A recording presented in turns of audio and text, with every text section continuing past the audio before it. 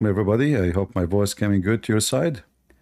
Please invite your friends. And again, we are live today in Rumble and YouTube, but not in Discord.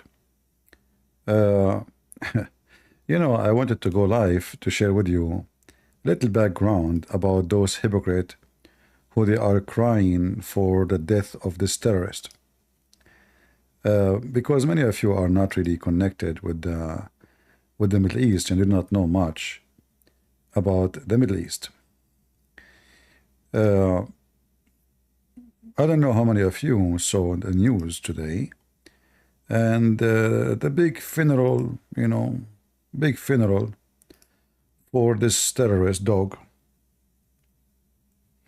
In fact, dogs are useful.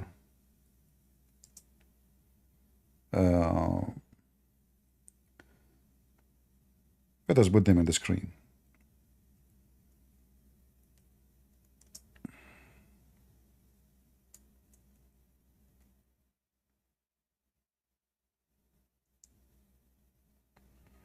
All right, we have it actually already here.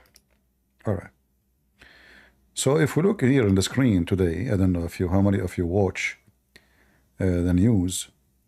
Tens of thousands, they went out in Iran to join the funeral of Ismail Haniyeh.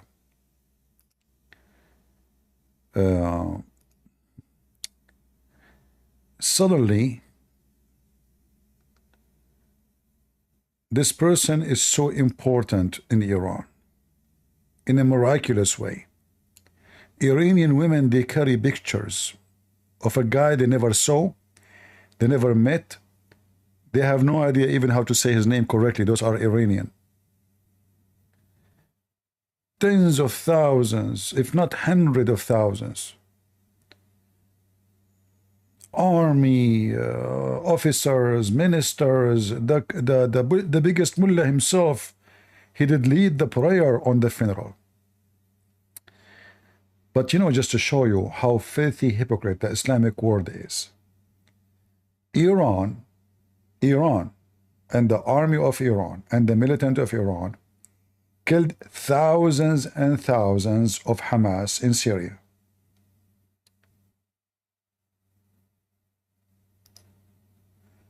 Those so-called Jaysh al-Islam, which mean the army of Islam in Syria. Those are Hamas,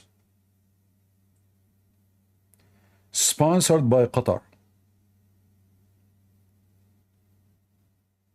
They are sponsored by Qatar. And here you see the hypocrisy, how disgusting the Islamic world. Qatar is a friend to Iran.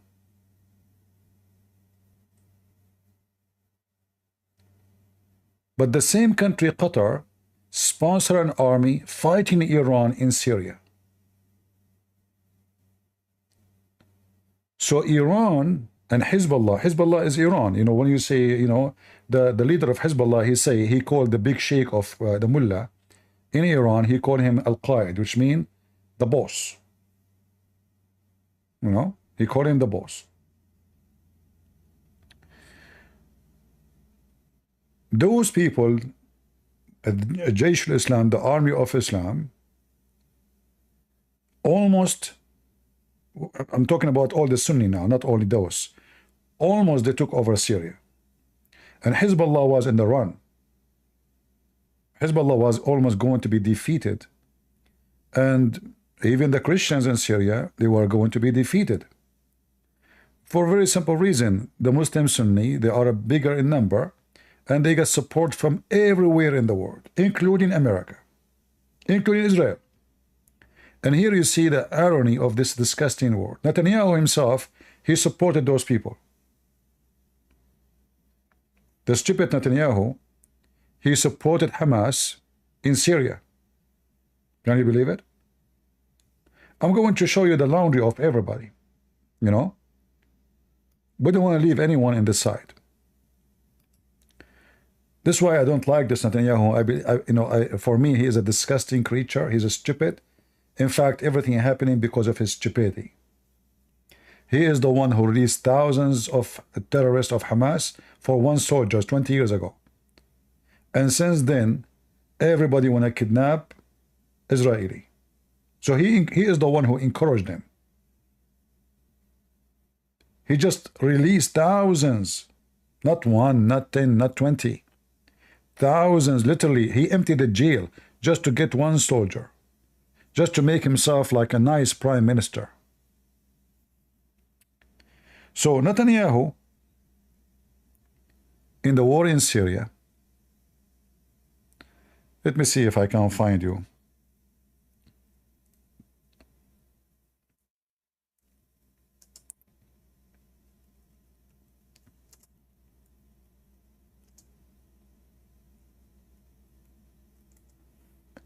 Even he take Netanyahu is not ashamed of it, you know.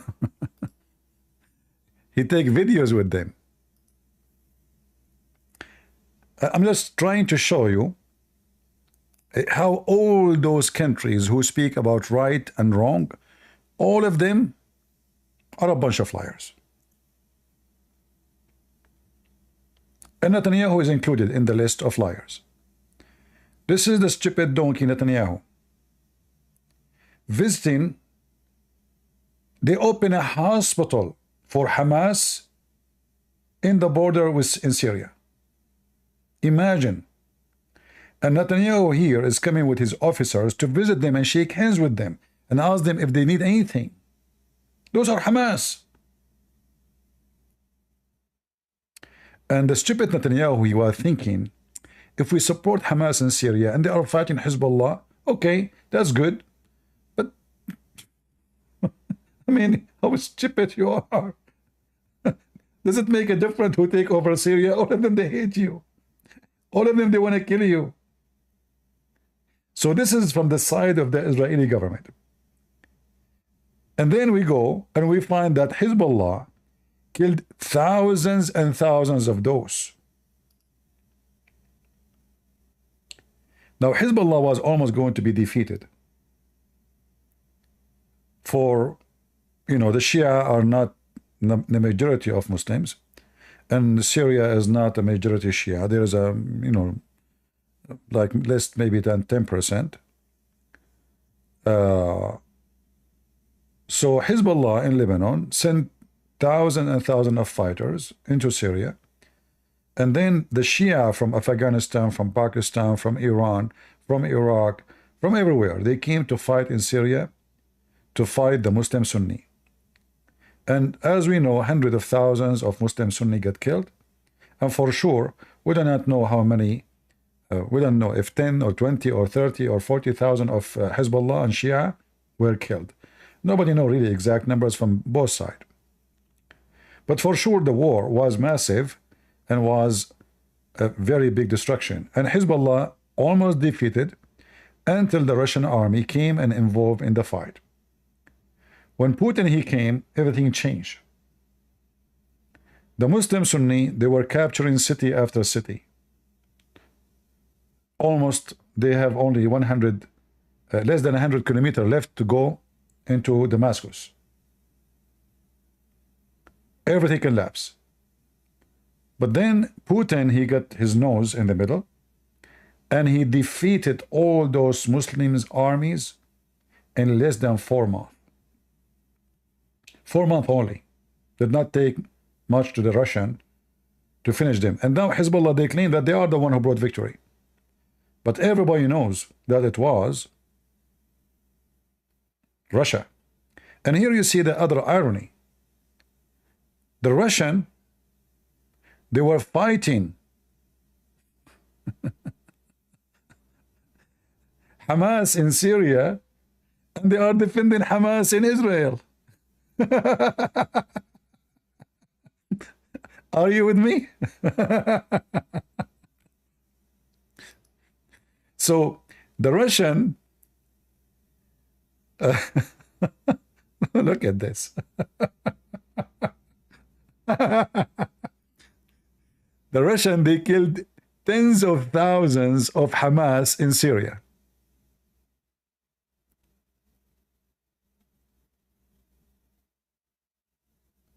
If I show you videos, if not for copyright, I can show you videos. They were wiping them out like ants, literally.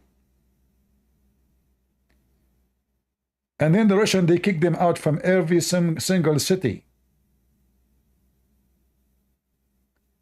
And now Hezbollah, they claim that they are the one who have victory in Syria, but all of us, we knew it was the Russian. Otherwise, the Assad was defeated, the Christian were losing the war, the Shia, they were losing the war, because simply, you know, the Christian, they fought really in a massive way to defend themselves, but still they are outnumbered. But when the Russian joined the war, the story is different. And now we see that Putin is so upset because this guy, who he was killing his people in Syria, he died.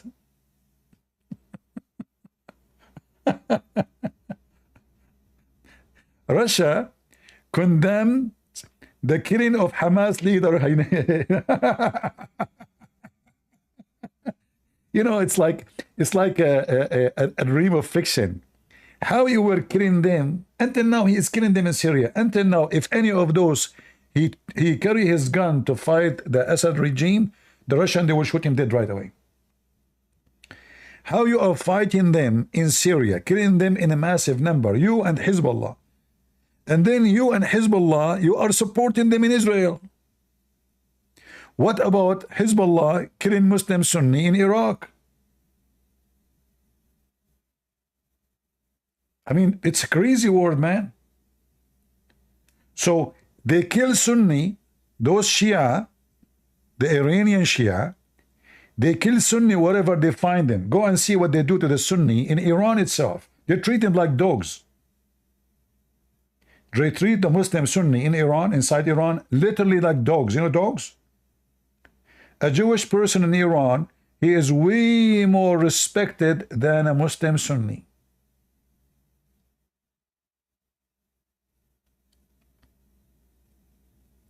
So they kill Sunni in Iraq, they kill Sunni in Syria, they kill Sunni in Iran, they kill Sunni in Yemen. What about Yemen? Al-Houthi, he killed tens of thousands of Muslim Sunni in Yemen. I mean, it doesn't make any sense. So only in Israel you support Sunni, but you kill Sunni everywhere? Are you with me? Oh boy. So, you know, the one who do not know the area, you know, I am from the Middle East. I am, you know, supposedly I'm an Arab. That's why they say. I grew up there. I know all their garbage. I know all, excuse me, all their shit. I mean, this is the most shitty land ever. You know, people, they say to me, don't you miss going back? I say, what back, man? What are you talking about? This is literally the land of shit. People are shit. Government are shit. President are shit. Kings are shit. The army is shit. Everybody is a shit. And then they go in TV and they cry for the same people they kill. When you see in Iran this funeral, you say, wow, this is those Shia are in love with the Muslim Sunni. Like, what happened? You forgot? Until now you are killing them in Syria.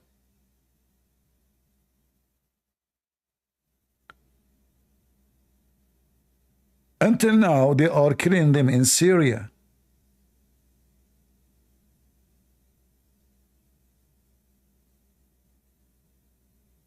What's going on? You cry. Those are the Muslim Sunni, Hamas, literally Hamas, sponsored by Qatar. When the Russian came, you know, those people, they have, that's it, you know, they've been destroyed. I mean, Putin, he made them shish kebab, literally. At least every day, Putin, he killed 2,000, 3,000 of them, at least. You know, the group, what they call them? The mercenaries, Wagner, those are, I mean, those are really, they scare the hell of Muslims. I think those people, when they fight, I don't know what, those Russian, when they fight, their brain is not their head. Like they don't fear death. So they go between the Muslims. They go like, they are like, I mean, they wipe them. They go to their, they go inside their holes. They go in the tunnel, they go inside the tunnel. They don't care. Not like the Israeli army. They are so careful, they take care. No, they don't care. Kill them all. So the Russian wiped them out of the ground. And then Hezbollah came with the support of the Russian, and now they claim to be victorious. But we can say that Hezbollah and the Russian together, they were killing those Muslim Sunni. And they are Hamas, literally. This is the Muslim Brotherhood. They just changed their name. Like, they call themselves Hamas in Israel. They call themselves Jaish al-Islam in Syria. They call them themselves Hizb al-Adala, the party of Adala in Turkey. They call them Adala 2 in Tunis. So then they just changed the name, but the same party. Muslims Brotherhood. So I was watching the news, and by the way, I just heard this news. I don't know if you know it. Today there was no Wi-Fi in Iran.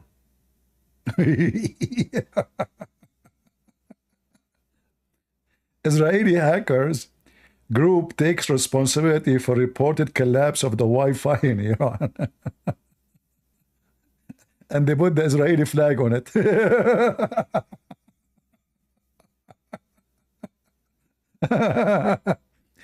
Imagine you are fighting, you are so angry from those Jews, and then you open your computer, you find yourself, you have the flag of Israel. Like, what? What's going on? And then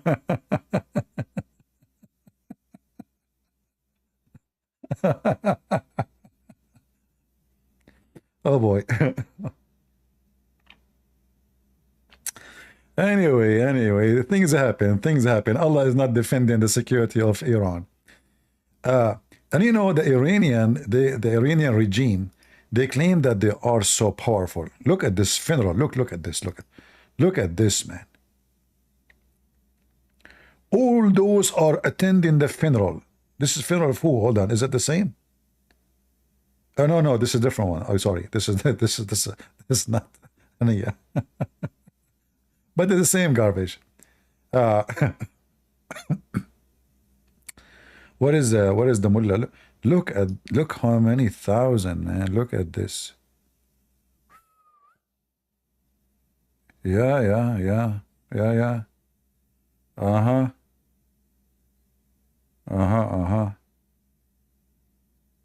Where is the picture of the mullah praying on?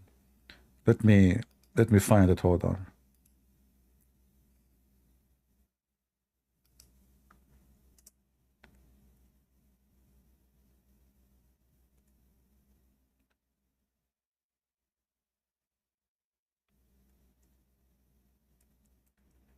But it's very, very interesting that they killed them, those Iranian. They killed the Sunni everywhere. But they are defending them in Israel. And I will explain to you why, you know. I will explain to you why. But let me see.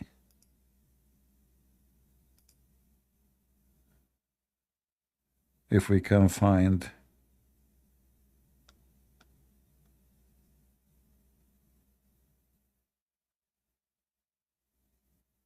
some pictures. الإيراني دراسة رد انتقادي. Shut up.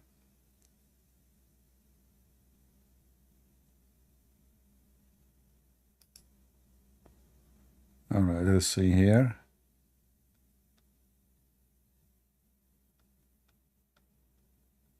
Do we have some pictures? No pictures. No pictures. Okay, different page.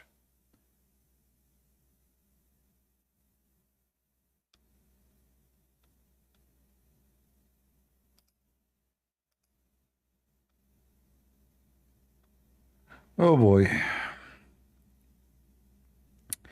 Anyway, you know, the reason all this is drama happening, the Shia, they are trying to use Israel as a tool to promote themselves between the Muslim Sunni. The plan of Iran is to convert all Muslim Sunni into Shiaism.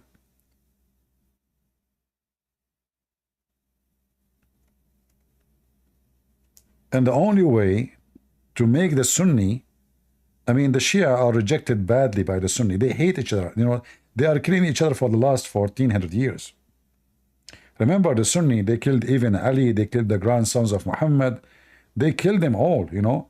And the Shia, they hate them for that.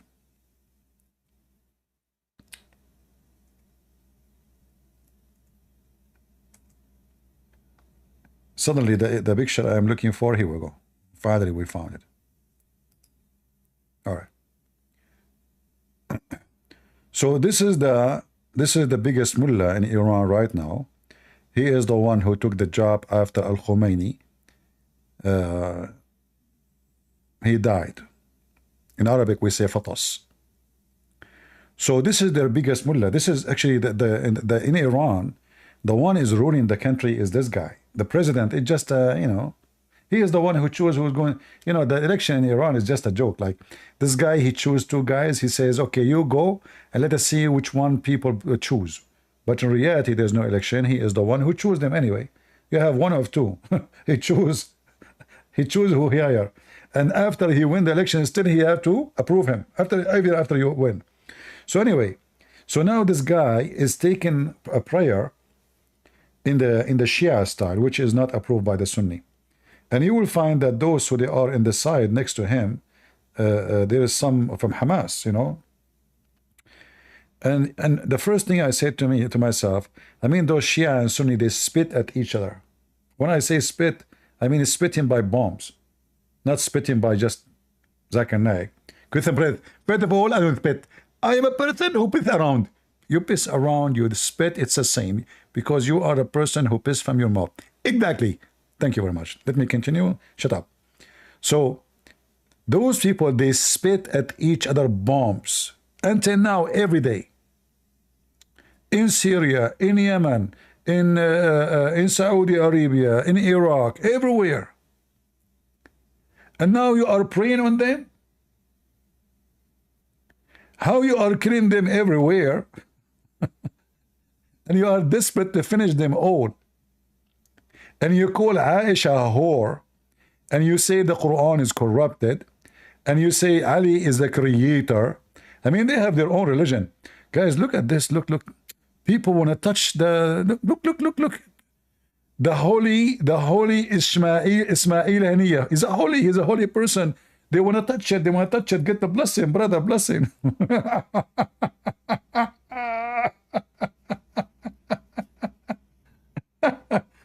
You know, this religion flourishes only between the ignorant. Those people, those Shia, unbelievable. You know, they believe. I mean, this is the most funny, stupid religion ever. Those Shia, they believe that every Muslim Sunni, when he is born, you know, they ask their biggest mullah. I can find you the video actually. Why the Muslim Sunni, all of them, they are homosexual. Now, for sure, this is a lie. Not all of them, but the majority. He said the reason that the Muslim Sunni are homosexual, because when they are born, Shaitan, he knew that they are not protected by the family of Muhammad. So he put his finger in their anus when they are born. That's why they cry. That's why they cry. I can't find you the video. Actually, I made a video about it.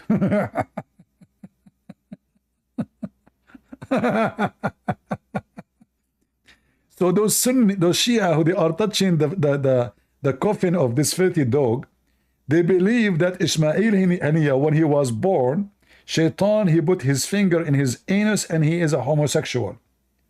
But now, just because the mullah, he says we have to cry on him in public, all of you come to the funeral. Everybody in the street. They printed pictures, that's it. The mullah, he said, everybody come out. If the mullah said this person is a piece of shit, all of them, they say, shit Ismail Haniya, shit Ismail Haniya. But the mullah, the big mullah, he says, no, he's, you know, our friend. Look at this, look. What is this? Is it a grass? What do you have around the coffin? And what is this exactly? Is that a room? They are carrying the whole room? And look, people, they wanna thank God my goat is not there. What is this?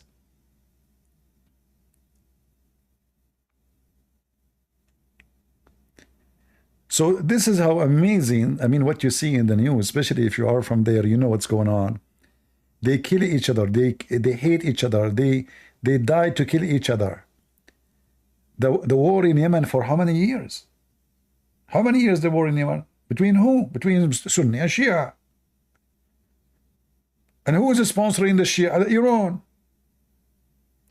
Okay, what about the war in Syria? It's the same. What about the killing of the Muslim Sunni in Iraq? It's the same. What about the killing of Muslim Sunni in Iran? That's the same. So you cry at the Sunni just for the political agenda, you know? The Iranian, they are trying to conquer the Middle East. How they can do that? Shia is not accepted between Sunni. It's just a stupid cult. It's way more stupid than the Sunni. I don't know if you remember when I showed you the pictures yesterday of Hania and you know, he was wearing black shoe, but their book says if you wear a black shoe, your penis will not function. You have to wear yellow shoes. This is how silly the Shia are. Shia is very, very, very weird, stupid. I mean, the stupidity of Muhammad in the books of the Sunni is nothing to compare with the stupidity of the Shia and their belief.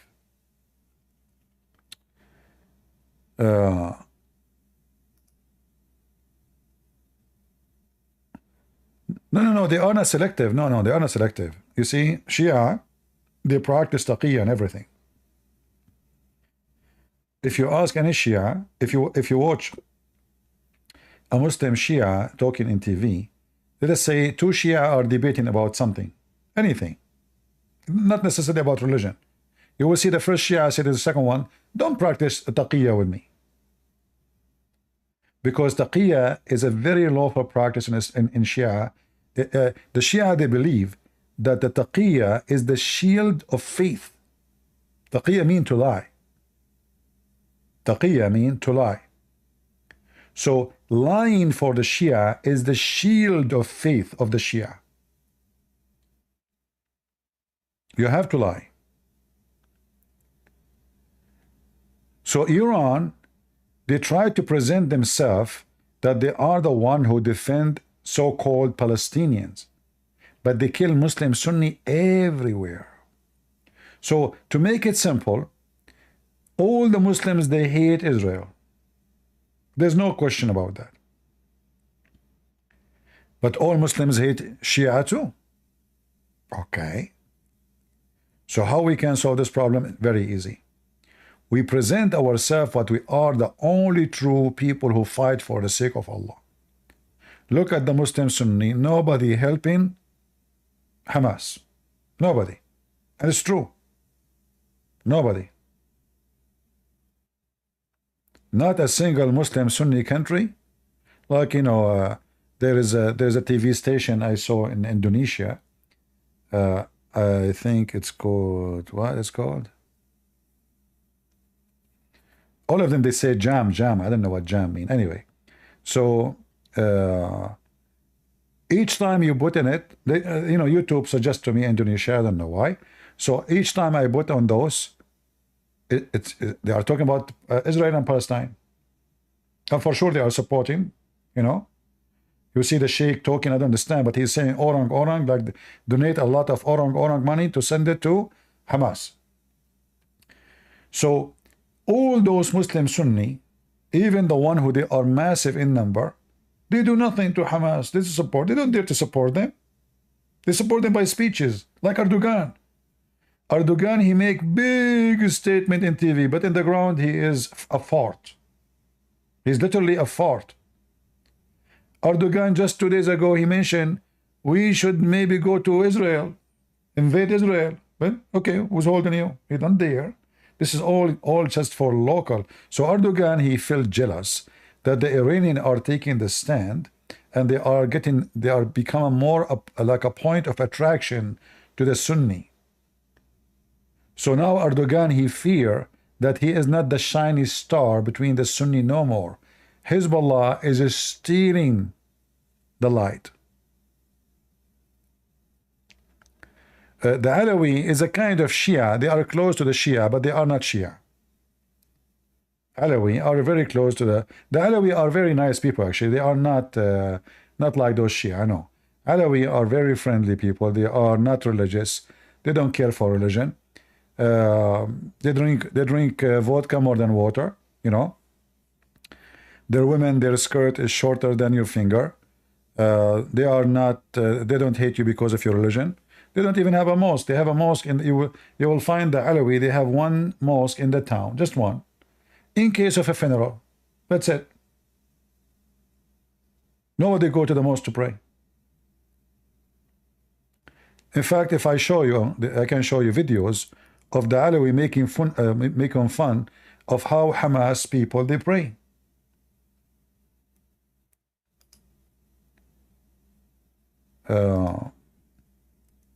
Let me see.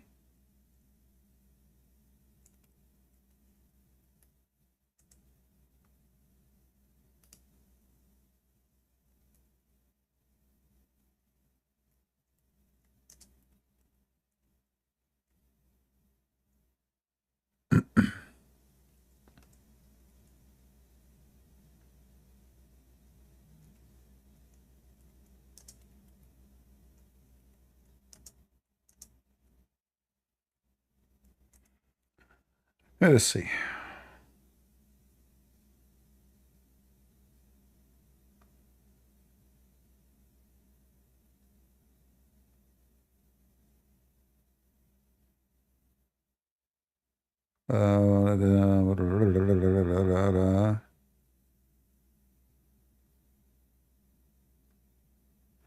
Actually, I found a video, but there is too much writing on it.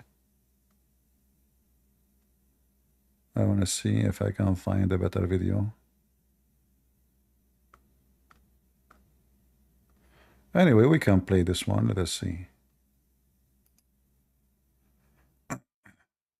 But this is really, oh, hold on.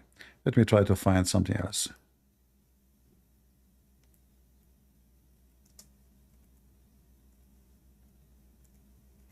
They cover the video by writing.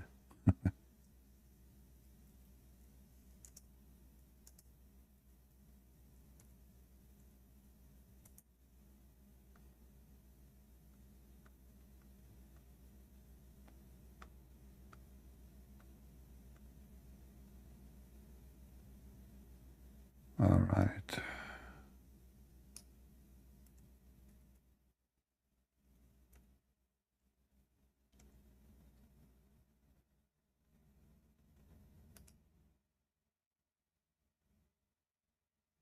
Look, you know, I mean, you'll find everything except the video I'm looking for. Yeah, anyway, the video, they are praying in the mosque, making fun of how Muslim Sunni they pray, and they are smoking cigarette, and, you know, they are just making fun of how Muslim Sunni they pray.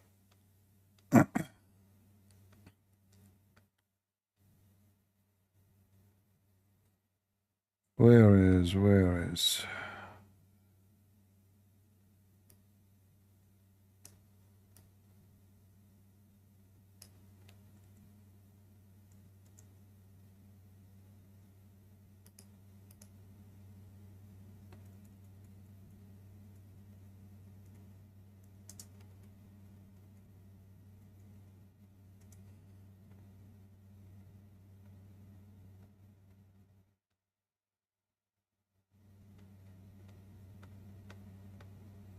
Yeah, the video, I found the video, but it's very bad.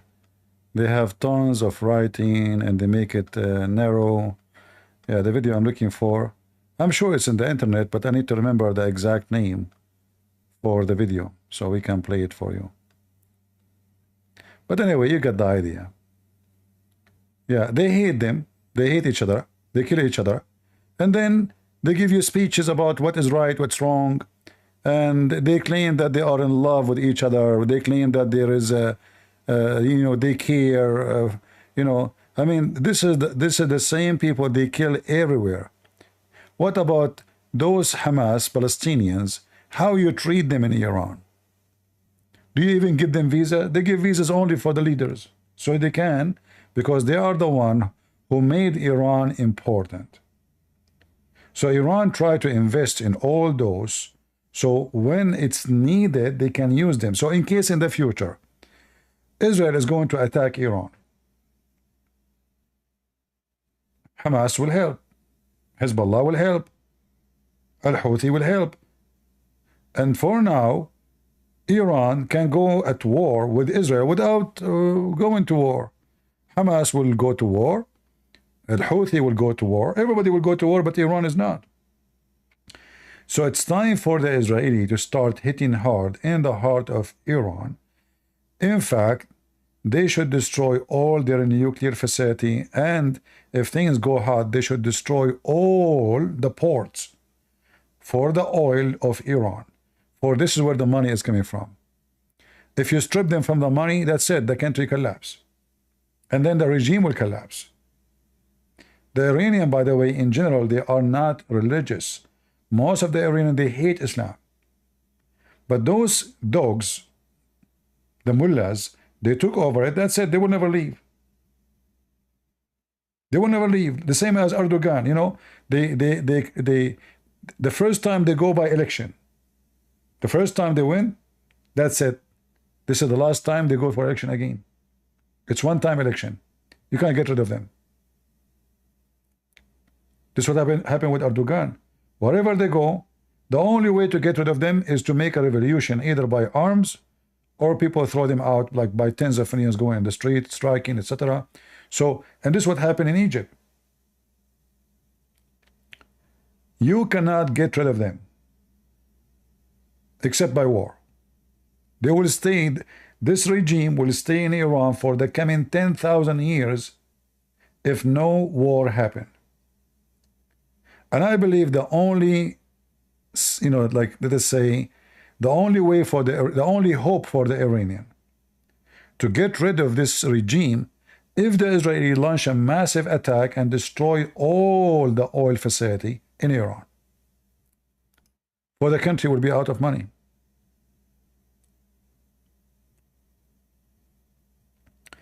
Somebody says, wouldn't attack Iran directly cause response from Russia and China? Russia and China is the last one to respond. I assure you that. Nobody will go and defend anybody. What's wrong? Are you really serious? Do you think really China will care for Iran? What are you talking about? What China? You know, China and Russia. China is a massive country for sure. It's powerful. But China and Russia both are not capable of any war. China is not capable of war even if they have weapon which is nuclear, because their economy is connected to USA. If the Americans stop buying from them, China collapse. In fact, most of the Chinese money is inside USA. So China is in trouble. For they cannot really go in any way in a war with the American. Same time, they are no match. No matter how big China is, they are no match. Whatever you see in TV, whatever people say, it's just garbage. When it's come to the power, all of them together, they cannot go against USA. And that's why the only country in the world now is considered the scary one is USA. Like the Russians, they could not even have victory over Ukraine. Ukraine. The army of Ukraine alone, not the USA army with them, even though they send them, even the weapon they send them is toys. The NATO is sending Ukraine weapon which is from the museum. Most of them, they are useless. But even with those, the Ukrainian, they were able to stand against Russia for the last 3 years. Until now, Putin, he could not accomplish his war. And he is fighting Ukraine. So, talk is cheap. And if the Israelis decide to attack Iran, nobody will help. Nobody will dare to help. Because remember, Israel itself is not a joke. Israel itself can fry China, not only Hamas. Don't mess with the Jews. They did not even show their teeth yet. So what you think about who is going to be involved, this is all garbage. When war happened between Israel and Iran, everybody will sit and watch, and the Sunni will be the first one to have party. The Sunni, I assure you that every Muslim Sunni in the world is going to support war against Iran. They would love it. Not to forget, it's starting from Saudi Arabia, you know, and Emirat. Right?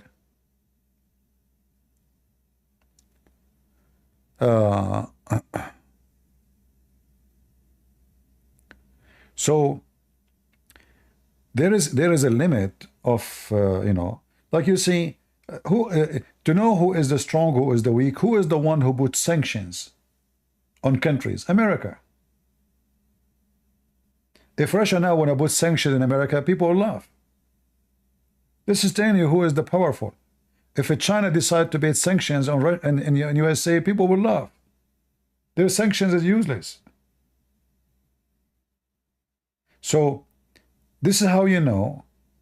Like now they are trying to make a like currency to compete with the dollar, but this is all hypocrisy, because all of them, including China, all their money is in dollars. Like a bunch of losers, they join together. Let us make a BRICS agreement, and we have our exchange money.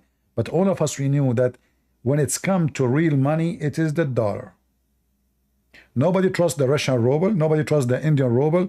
Nobody trusts the Chinese currency. Nobody trusts China in anything. In fact, Chinese themselves, they will never put their money in China.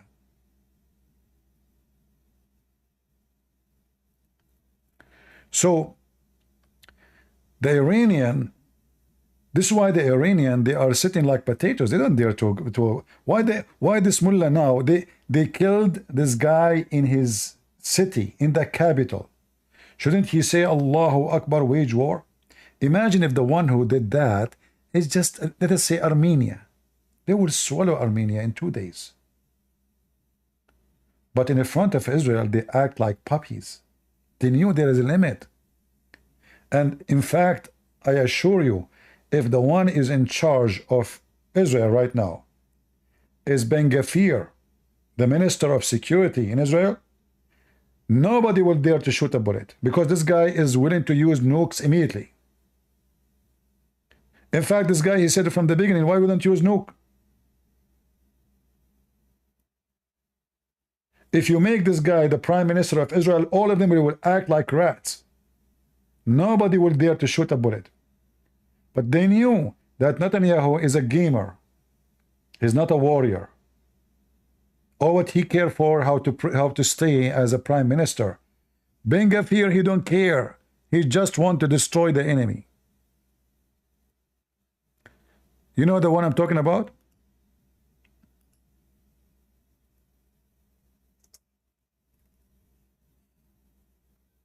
Anyone knows who I'm talking about? The guy with the glasses, thick glasses.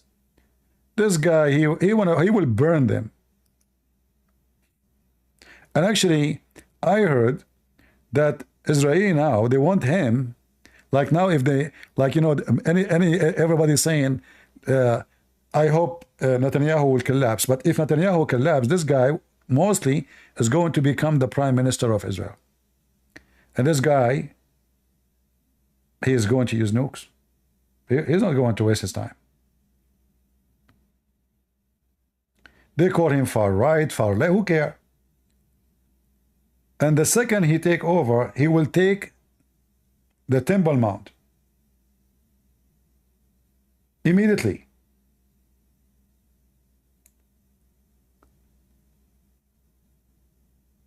And this is the only way to treat or to make, you know, those, there is a dogs who have rabies.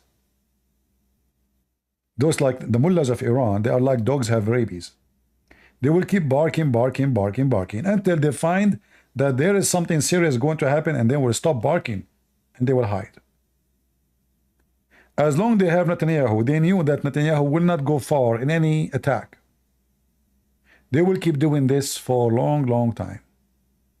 That's why Israel need to change Netanyahu. Netanyahu, he failed. With all the success now, like, you know, he go after them here, but still this is nothing. I mean, what a big deal. Killed Haniya. You know, what about you destroy where all this coming from, which is in Iran? Shouldn't you attack the refinery in Iran? Burn them all in one day. How Iran is going to have money? And we know that the Iranian missiles is useless. They shot 500, not even one of them kill a chicken.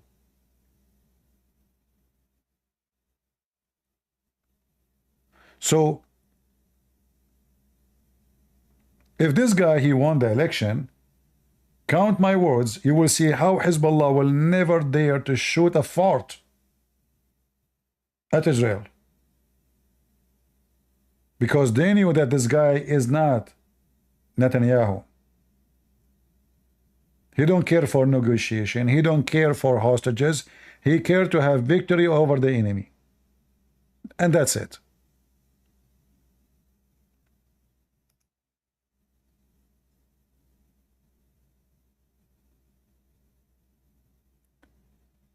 As long as Netanyahu is in charge, they will not dare really to attack. I mean, all of this. But now what they are doing is annoying too. I mean, the Israeli, there's more than 100,000 Israeli are out of their houses in the north of Israel.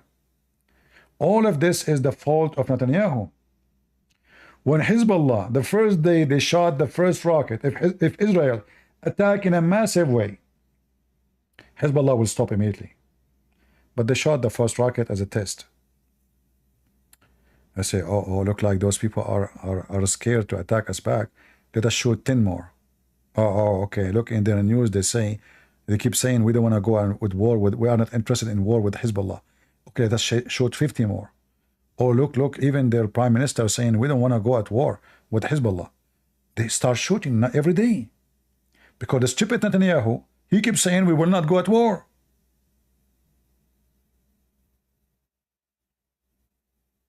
So he told his enemy, shoot more.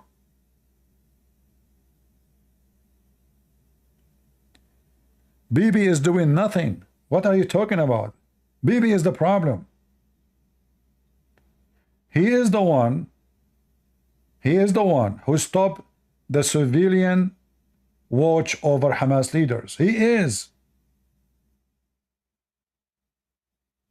Since 2000, the year 2000, sorry, the year 2019.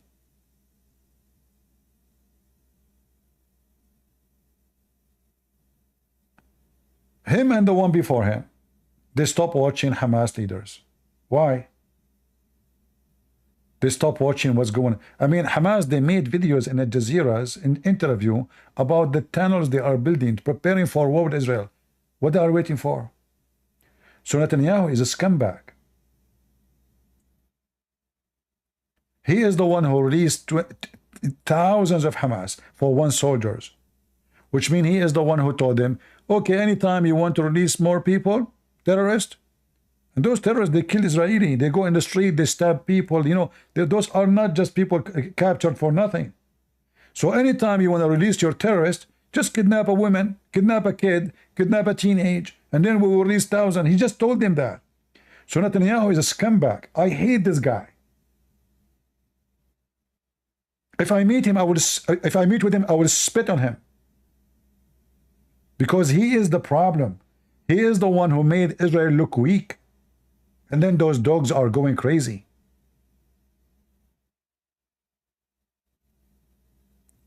You see, when Trump was in the White House, all this area is so quiet. Do you know why? Fear. It's all about fear. They knew America is so powerful. Biden, he come. Okay, Biden, you know. Obama. That's it. and everything went wrong. War in Ukraine. Why Putin did not attack during Trump time? They were not there. Everything went wrong. In fact, if you check, everything go wrong when Democrat is in the office. ISIS established when Obama was a president. ISIS was demolished when Trump became a president.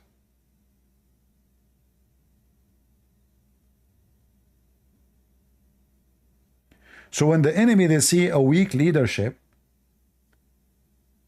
the enemy will become like weeds, will take over you. And this is how they see Netanyahu. And Netanyahu now, in the last few days, he's trying to show that he is strong. You fail. You should do that from the first day, not at the end of the movie. And until now, he did nothing, actually. Did he destroy all the weapons of Hezbollah? Did he destroy their warehouses? What do you mean you killed the second guy? Still, this is nothing. Still, they have their weapon. Still, they can shoot at you. Still, they can send rockets. So what you did? I was expecting Netanyahu, he will command the army to occupy, let us say, 20 miles from the borders inside Lebanon. If you do that, that's it. Hezbollah will retreat. They are no match. They cannot even stand there. They will go, they will run. Control all the hills. And then if they shoot again, you go in a massive shooting, not, killing a guy there. What is this? This is not how you stop. If you don't show your enemy that the price will be so high for killing your own citizen, they will kill more. Those are Shia. The women every day they have, you kill 2 of them, everybody they give birth to 1,000. You kill nobody. The only way to do it is the same as what happened in 2006. Since 2006 until now, Hezbollah never dared to fight at Israel. Why? Because in 2006, Israel demolished Hezbollah.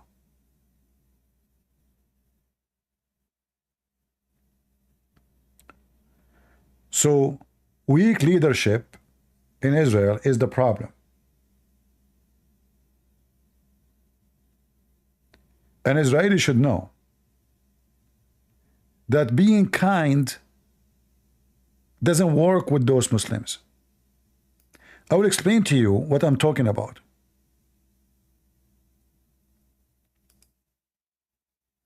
If you go in the Quran, in the yellow pages of Muhammad, and this is a message for all of you.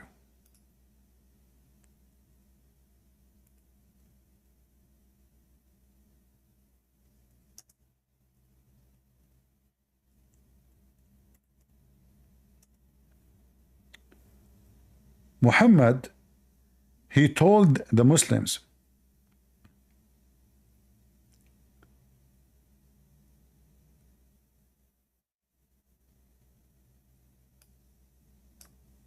that humility is a curse from Allah on the Christians and the Jews, which mean when the Muslim, they see someone, he is a Christian and he is a friendly and he is nice, all those, the second you practice them with the Muslims, the Muslim, they will take it that you are weak.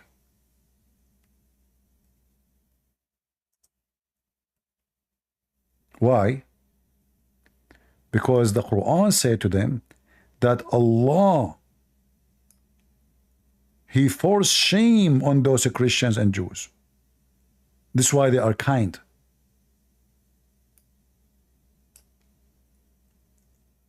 They will not. I don't know what's wrong with this website.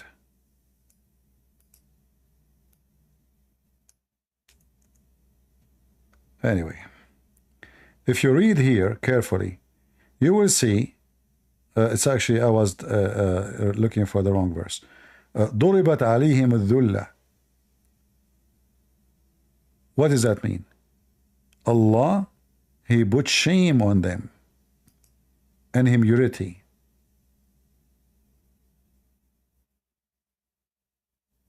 Misery.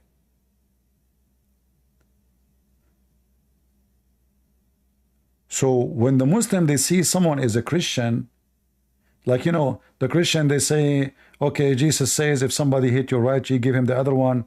The Muslim, they don't believe in that. They believe that Allah curse you and he's stricken you with misery. So you accept to be a coward. You accept to be under their feet. You accept that they can humiliate you, and you don't don't answer. You don't do anything. They will not take it. Oh, those Christians and Jews, you know, their book forbidding them from doing bad. No, no, no. This is not what they see.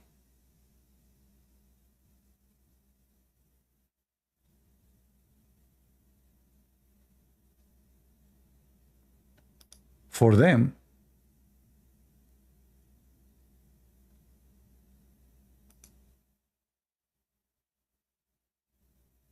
the reason that they are kind,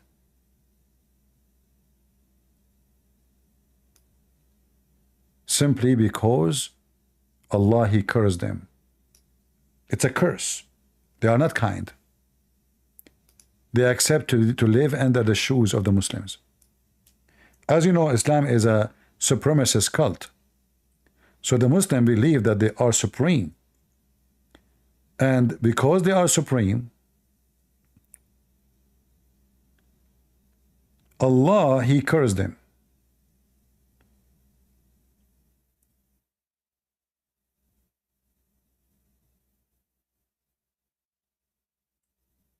That's why the Muslims always, they will look down at the Jews. And they could not take it that the Jews now, they have a state. They have an army. Those are the ones who rape their women. Those are the one we enslave them. Those are the one who we treat them like dogs for centuries. And now they are in charge.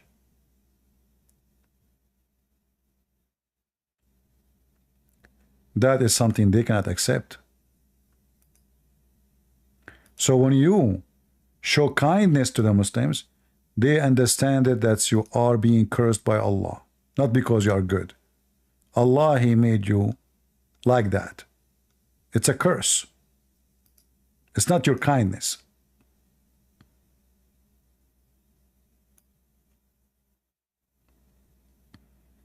Do you see it?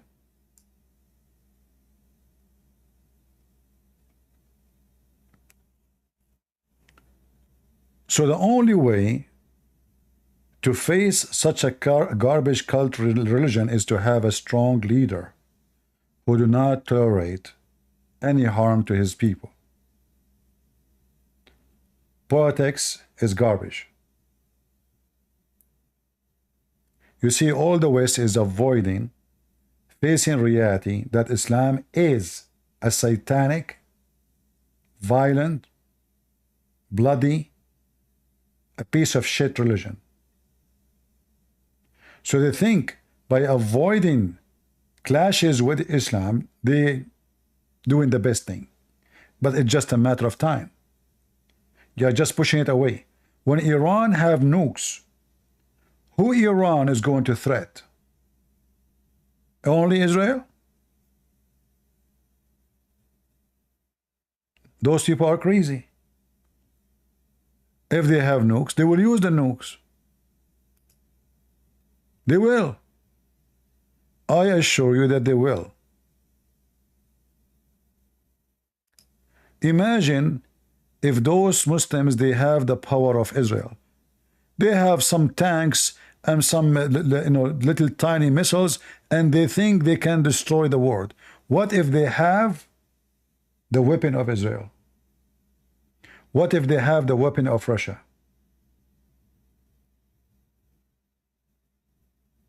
What they will do? Hezbollah, a small tiny group, with the weapon they have is nothing compared to anybody, you know. If this is a small tiny group with little weapon and they are doing what they are doing now, what they will do if they have the weapon of Israel?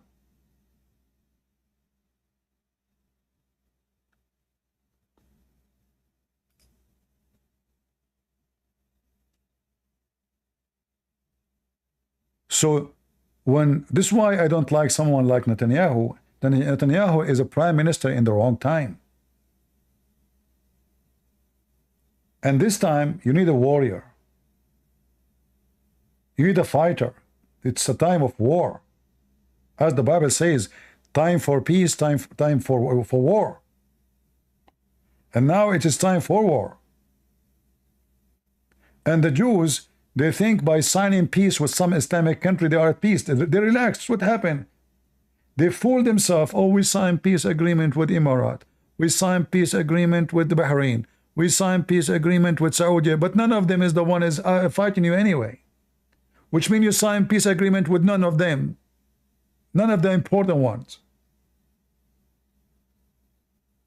And even those who you sign peace agreement with them, they support Hamas. At least in public, because they are Muslims. So the problem with the Israeli, they relax. They thought now we can fly to Dubai, everything is fine, become normal. No, nothing that will never be normal.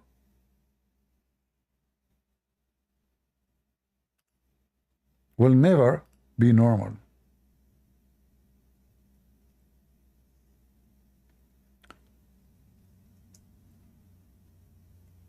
The Quran, in fact,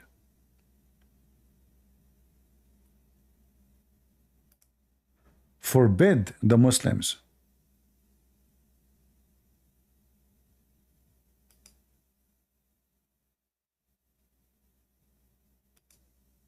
to go for peace when they are the uppermost. What does that mean? Well, when you are weak, you can sign peace agreement temporarily until you are strong.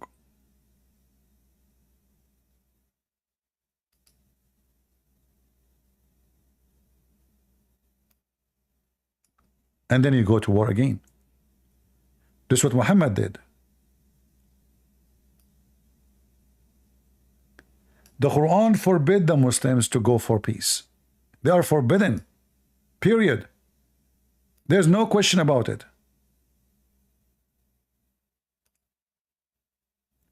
But the only time they can go and sign a peace agreement, which is temporarily, like what Muhammad did, as soon he got strong, he says Bara'ah, which means I wash my hands from all agreement. He gave them 4 months, I will kill you all.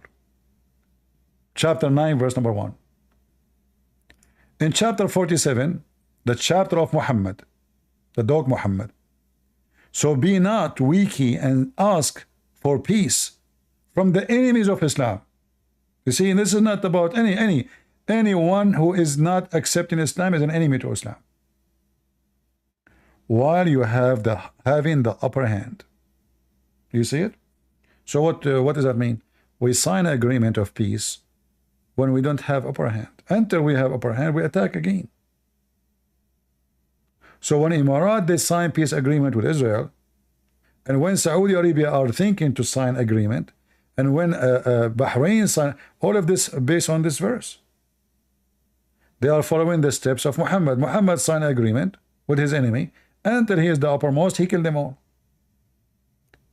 So the stupid Israeli, they start thinking, oh, like now the things is normal now between us and the Arab, and they start like saying we don't hate the Arab and the Arab, we are cousins. Suddenly they are cousins. Yeah, right.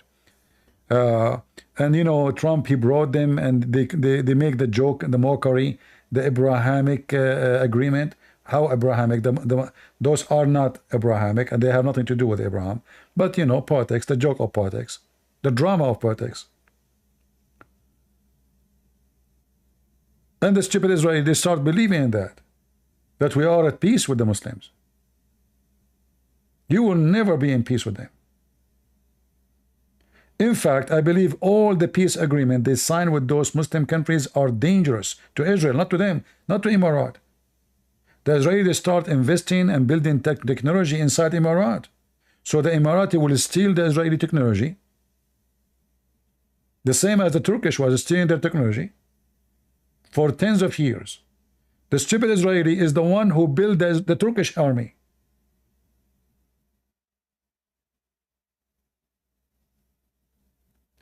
And now their biggest enemy is Turkey. But nothing changed. It's the same country, the same people. They hate you. They are Muslims. Why you don't listen? They will not listen. Because people, they follow their belly. I want to do business with Emirat. Oh, Emirat became successful. I want to fly to Emirat. Oh, I want to do shopping in Emirat. Oh, I am sick of war. It's not you who choose war or not. Your enemy want to kill you. Do you think if you say I don't want war, war will not happen? Do you think it's you who made the choice of war or no war?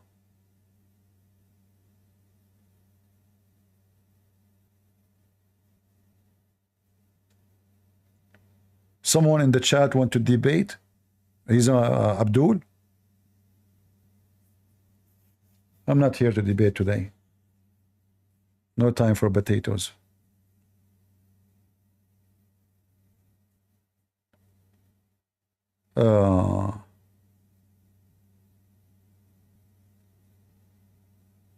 No, England is different story. England, you know, the problem in England, that those who call themselves conservative, they are not conservative no more. And the Christians, they wake up so late, you know, but anyway, like now, better than never. In the last election, those who they are against the liberals are divided. The liberals, they unite. The same as what happened in France. They are not the majority. But the problem, those who call themselves conservative, they are very much divided. Everybody want to be a prime minister. They remind me of the Arab. Everybody is a leader there. Anyway.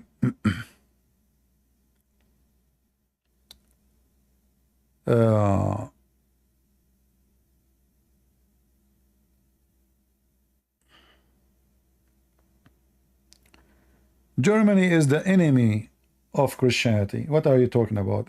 They brought millions of Muslims. Muslims now, they can burn Germany down. There's millions of them. Who can control them if they go in the street? Who can? You have 2 million Syrian alone. They can make a country by their own inside Germany. How many soldiers you have in Germany? What Germany? Germany is wake up. Germany is doing nothing. Germany, in fact, they are the one who armed the Turkish to take our beloved church and city, Constantinople. The German, always they are Antichrist. They always arm the Muslims against us. They are the one who killed the Jews. They are the one who killed the Christians. They are the one who make the Muslims fight in their army against us. Never think of Germany as to be a good Christian country, ever.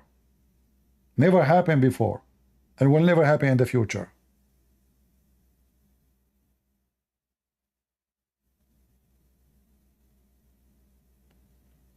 Read history, my friend.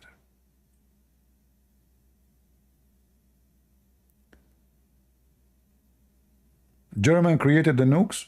I don't think so. Since when? What do you mean German created a nuke? If they create a nuke, they will never lose the war. Yeah, anyway.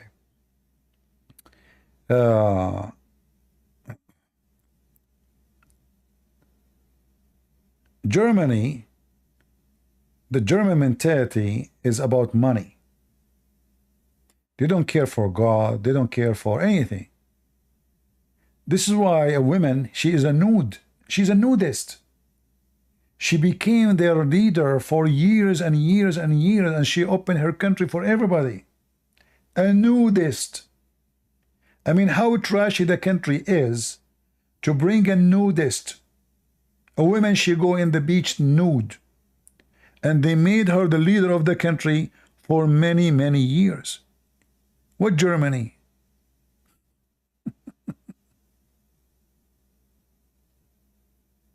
And now you have millions of Muslims in that Germany. And now they want to get rid of them. Where do you want to send them? They will never leave. Yeah, bring them, everybody come, everybody go to Germany. You go to Germany, you don't see a German. Last time I went to Germany, I did not see one German person. You believe it?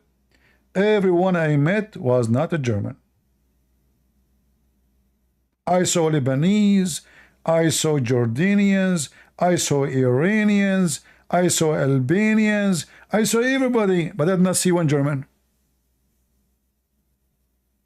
Where is the German? In Germany.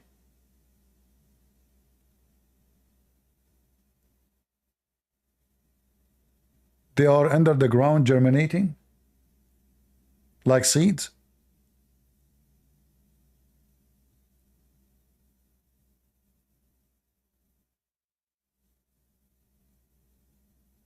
Anyway, this is not our topic. So I hope that Netanyahu will not stay for long in the office. He failed. The reason the enemy is being aggressive against Israel, because this guy is a potato. If you don't change the way he deal with the war, until now he is being so friendly. You know, they say to you, look what they did in Gaza. Well, what you did in Gaza is nothing. It's nothing. It took you almost a year to finish this.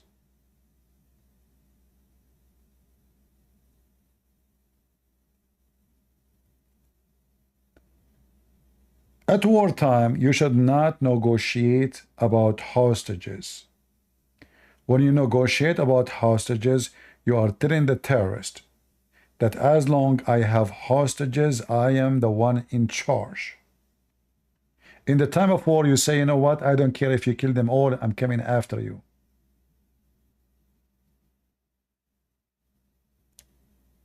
Hostages should not be even in the menu of the deal. Which one is more important? Already you lost more than 300 soldiers in this war. You lost more soldiers than the hostages. And they are young, powerful men. Not like those hippies that were dancing in the party. Most of the hostages, they deserve what happened to them. They went all the way to Gaza. Hippie, peace festival. They are a bunch of fools.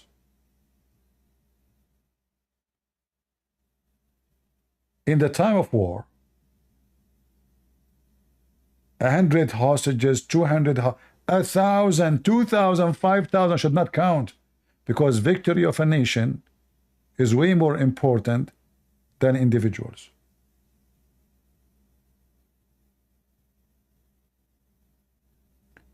A leadership who they are just worried about election, and that's why they are negotiating about us. And you know, those people, they go in the street, oh, free the hostages, free the hostages. Shut up. In fact, the law should be changed in Israel, that the one who does strike during war should be treated as a treason. It's war. The government is busy at war. There's no time for your bullshit. The law should be changed. When the enemy, they see 20,000 people going in the street, that they want the hostage to be released, and they are putting in pressure on Netanyahu, free the hostages, or leave. Well, the Hamas will say, look, it's working. Those stupid Israelis, they are supporting us. They are taking side with us.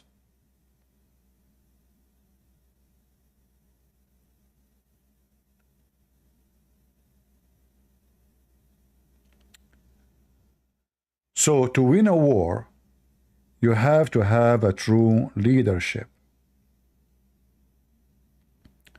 Especially your enemies. You cannot negotiate with them. Those are religiously motivated.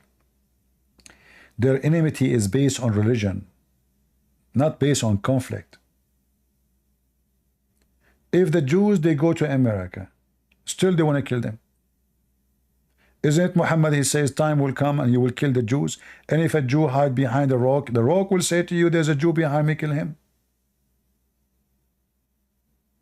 So this is not about the land. At that time, there's no land.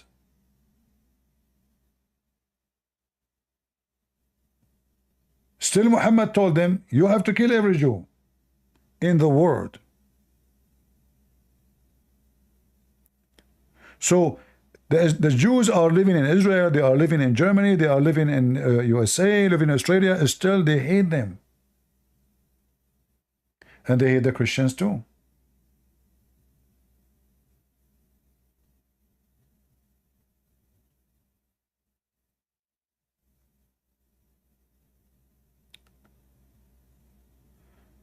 So I hope that either Netanyahu, he correct himself, like in the last few days, he is getting better. You know, like I like what he did in Iran, in delivering a clear message that we can reach the heart. I mean, I heard that the missile hit the guy, this Hania, when he was praying. He bent over and the missile came in his anus. I don't know if this is true. I don't think it's true, because I mean, who saw it? If somebody was there, he would be dead too. But this is what they say. I don't know. Maybe somebody was spying. So he bent over to pray to Allah, and then the missile came from the window, went through his anus, and boom. Until now, you notice that the Iranian, they did not show any images of the place of the attack, which is very fishy, you know. I believe the reason for that, because this is really a point of humility. Like they are a disgrace, because they could not protect the guy. And obviously the scenery is so bad, the guy became potato. Those Israelis, they make him mashed potato. They cannot find the body. You see, they have a box in the front of them, but I don't think the guy is there. They have beef.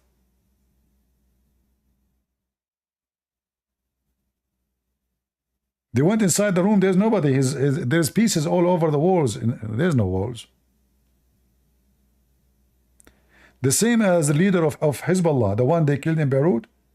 It took Hezbollah 36 hours to find the body. Why? Because there's nobody. He become pieces. And this is telling you how powerful the army of Israel, how in the world they can find exactly which room. How in the world they can be so precision. Even those are like the ones in Lebanon, they don't use phones, everything is secretly, etc., because the Israeli are targeting them. How they were able to find all the information. It's amazing how powerful the Israeli intelligence. Hold on, let me turn my phone off. Otherwise, Bibi, he can't find me. Hey, Bibi, don't play games with me. I said I hate you. I was kidding. All right? I was joking. Honestly, I swear by Allah, if you don't believe me. You are saying I'm lying because I'm swear by Allah. Okay, I will turn my phone off, and I'm not going to bend over. You know? All right. So, the only way for those people to stop their attack on Israel, if the Israeli gets so harsh. This is the only language those dogs can understand. There's no other language. And I assure you, Saudi Arabia is praying to Allah that Israel will hit Iran. Emirat, the same. Bahrain is all Muslim Sunni, they hate Iran. So the game, like let us say there is a gray highway in this game. The Israeli, they knew that they are not alone in this war.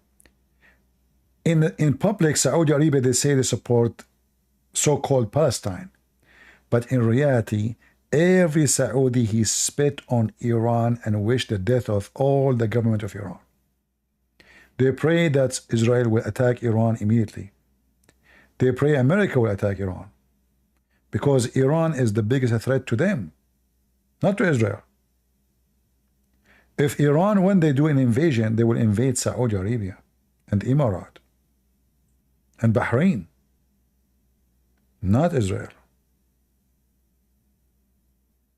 And they knew that very well.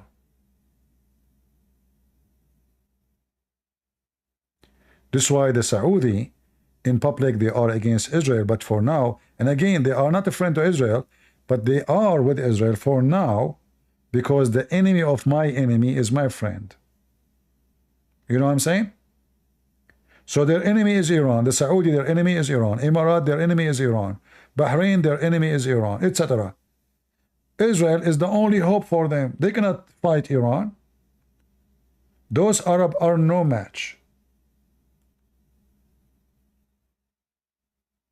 If you go check the Saudi army, all of them, they have big belly. They have a few hundred of them. They are like, you know, they have a good shape, but the rest of the army is just potatoes.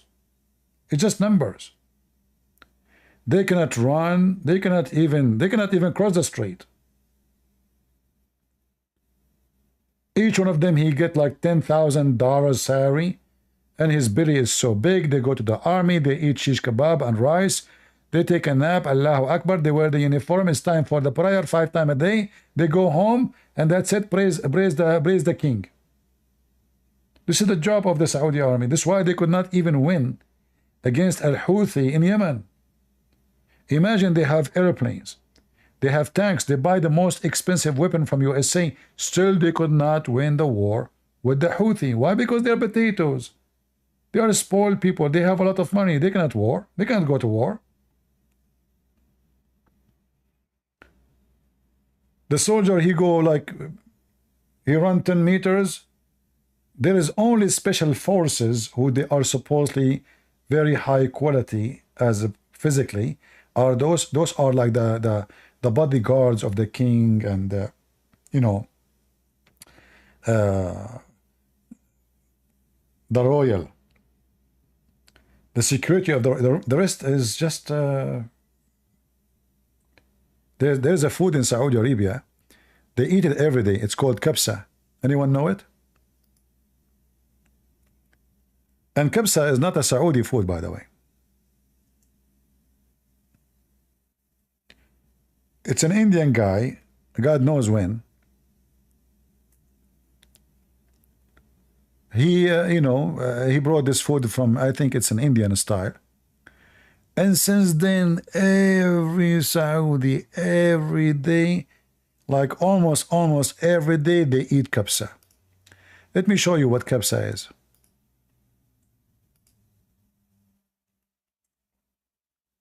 This is kabsa. They put, like here they are doing chicken, but usually they bring like a big sheep or goat. They put it in the top of the rice.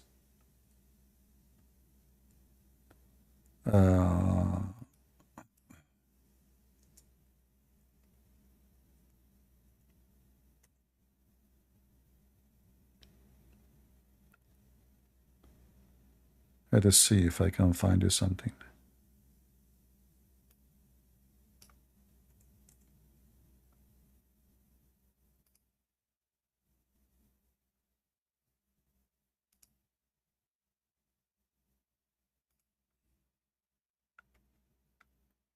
All right.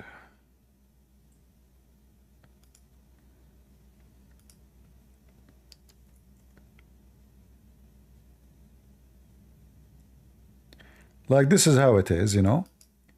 They put a goat.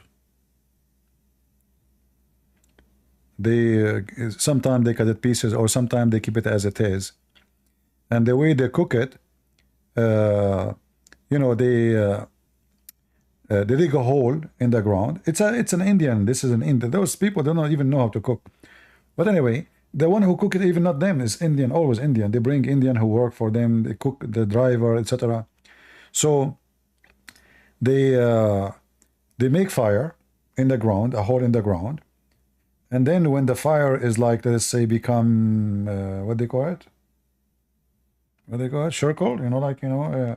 So they put a barrel in the hole, in the top of that fire, and they put the goat inside the barrel, and they put with it spice and blah blah blah blah, and then they cover it. They cover the hole, and they leave it there for a few hours. That will make the meat very, very, let us say, like very, very much cooked, you know. And that's it. You have kabsa. Now I taught you how to do it.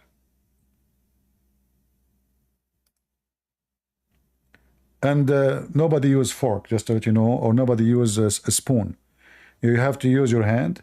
You grab the rice in your hand, and you squeeze it, because the butter will come out and the fat will come out from it, and then you throw it in your mouth.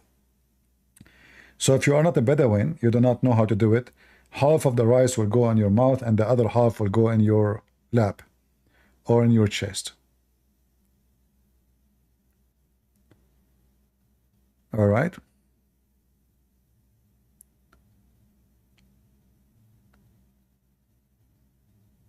Thank you, Chief. You like it? You like it? Yeah, but this is not a Saudi food, by the way. I mean, they learn it. Now they have money. They can eat meat every day. But in the old days, those people, they cannot afford even to eat what they call it, sha'ir, you know, like it's not even the flour, you know. They make their bread from sha'ir. What sha'ir is in English? I don't know. The one you feed the animals with it. But since the oil came, then everything changed. They have villas and, you know, yeah.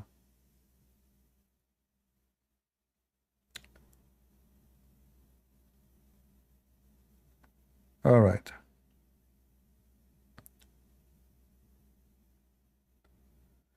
This is an Indian dish, right? Yeah, it's an Indian. Since the Indian, they came to Saudi Arabia, they start, you know, they're you know, cooking. They put many kind of ingredients, and they add like you use almond. You see those, you put almond with it. You know, it depends how much money you have, you can put in it. Guys, did I make you hungry?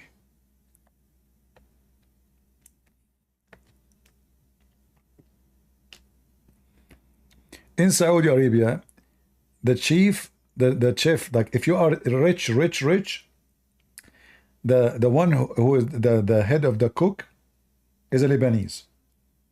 This, if you are really very rich. If you are, you know, not too much, you bring an Indian, you know. But the rich ones, because the Lebanese will take like, you know, $20,000 a month, not less. So the rich ones, they will bring Lebanese.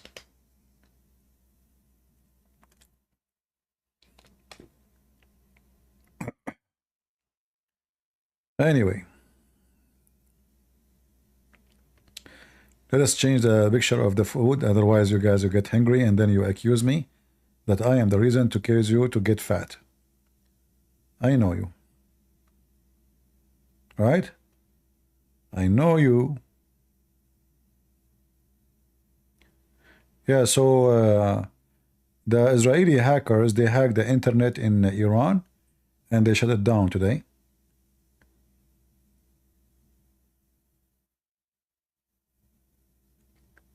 Yeah, Washington Post, they claim that this guy, he was killed by an explosive device inside his room.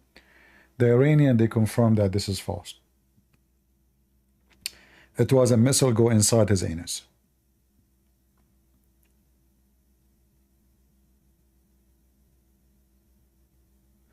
All right. Could I have a cooking show? Yeah, I know how to cook better than women, trust me. Women these days, they do laundry, they say, we are tired. What laundry? I mean, you just put it in the machine, you push the button. Oh, I'm tired. What you did? Laundry. The what? They didn't know how to cook, they didn't know how to do laundry, they didn't know how to do it. The only day they put, they buy those fake eyelashes. Each one of them does look like wings, you know, like, you know, when she blink her eyes, you feel like it's going to, you fly, you know. They put those things in their eyes. You have to keep a distance, by the way, because those eyelashes are getting longer and longer and longer. And even, seriously, they look so funny. I don't know even how women, they put those things. I can't even believe it, how they accept to put those things in their face. Unbelievable. I mean, anyway. Yeah, they look like, I don't know, something weird, some aliens, you know. But anyway, for safety and security, I better change the topic. I better attack Hezbollah and not to attack women. They are very dangerous. High heels, long eyelashes. I mean, I don't know what's a. So anyway, these days, women don't know how to cook. They don't know how to do laundry. I don't know what they know to do. What they do? What they do? No? They call, Pizza Hut. Can you deliver? You know? You see, when I came to the state, I never cooked anything in my life because I don't have to. So when I came to the state, I rented an apartment close to a pizza store. Pizza. So the first 6 months, I was eating pizza every day. Every day. I'm serious. The guy even prepared my pizza, Like, I don't even need to tell him. I do not need to say what I want. 6 months. To the point I felt like I'm Italian now. Hey, Tony, I said, I became Tony. So, because I have no time, I was doing my master's degree. I didn't know where to go. I'm hardly functioning with the language. I don't have a car. So what do you do? How you do shopping? I don't know. There's no time. So pizza every day. And then I decided, you said, you know what? If you want to eat, you have to learn how to cook. And I learned. You can't teach yourself. Did they give me a discount? No, not really. And then I found another pizza store. It says, buy one, get one for free. So I buy two. The second day, the pizza is getting hard, man. I don't know. So I bought two, but it's hard now. It's hard to eat it.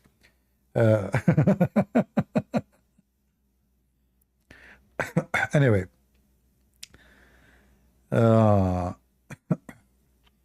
Life is funny, isn't it? Yeah, now I can cook really good. But if I have time, if I have time, I will. Oh, I cook. If I don't, well, what we can do? These days we are cooking Mohammed. But don't you agree with me? I am the best who cook Mohammed, right?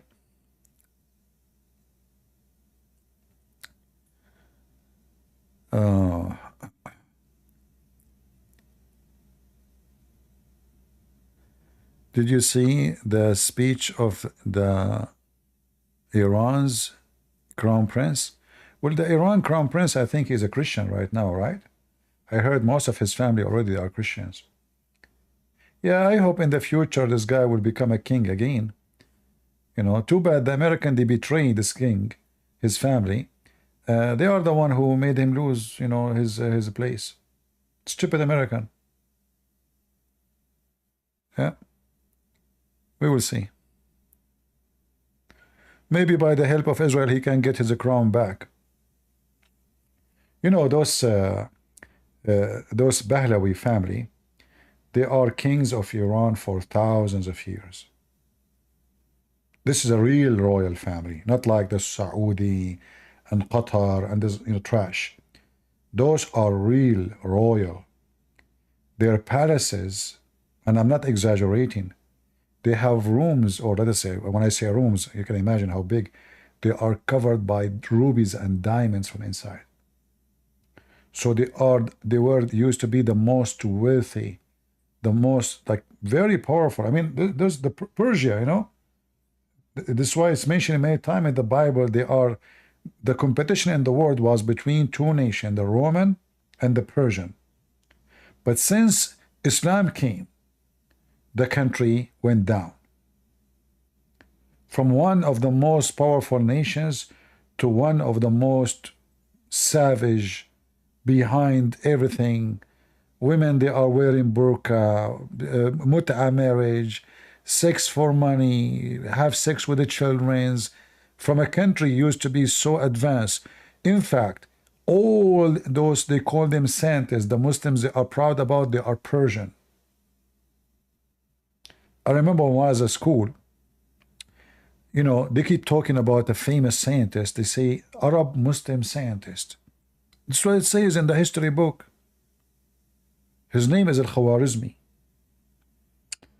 But you know, this Khwarizmi doesn't make sense in Arabic. So I asked the teacher, okay, what his name mean? He said, I don't know, but he is from the city of Khwarizm. I said, where is that? He said, in Iran. Huh? How in the, you know, so, and they list him that he is in Baghdad and he is born in Baghdad, but he's a Persian.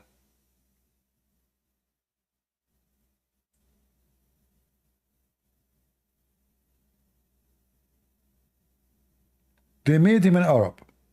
They list him as an Arab. They change history. They corrupt history.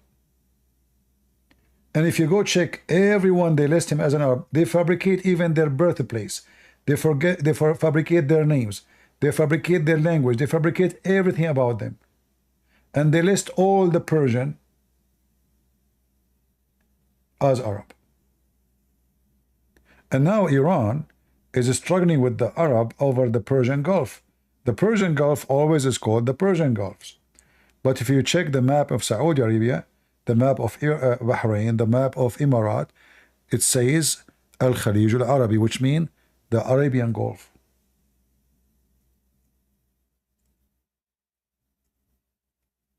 So the Iranian call it Persian Gulf. The Arab, they call it the Arabian Gulf. So the hate between the Arab and the Persian is way far in time.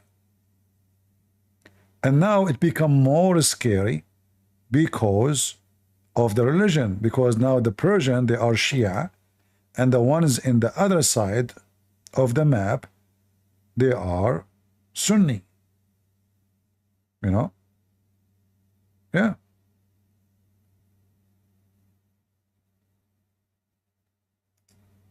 If you open the map of Saudi Arabia, it says, doesn't say Persian Gulf, it says the Arabian Gulf, you know. But we know that this is always was the Persian Gulf.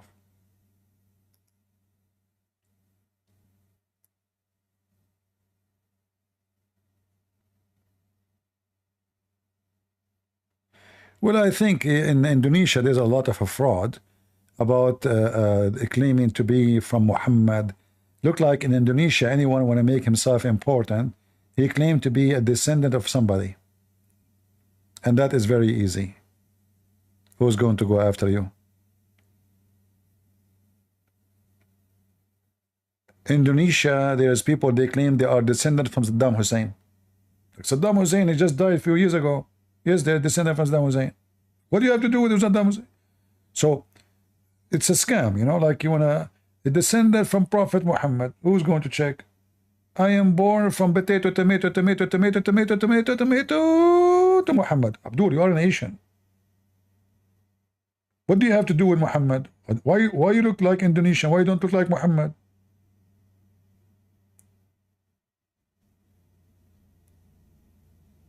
You know? Al-Qadhafi is descended from Muhammad. Just to show you. Saddam Hussein, descended from Muhammad. The king of Jordan, descended from Muhammad. The king of Morocco, descended from Muhammad. Everybody descended from Muhammad. And Muhammad, his penis was not working. Even the Quran says so. The guy don't have penis.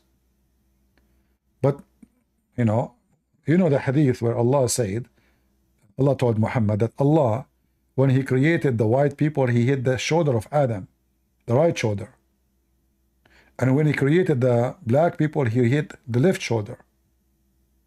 And he said to the ones from the right shoulder, you go to heaven, and I don't care, which means the white. And he said to the black one from the left shoulder, you go to heaven, and I don't care. The reason I'm telling this story, maybe Muhammad was having sex using his shoulder. So he don't have penis, yes. He cannot have kids, yes. But he hit his shoulder. So each time he hit shoulder, a baby coming in Indonesia. Saddam Hussein is born. Al-Qadhafi is, I mean, everybody is descendant from Muhammad.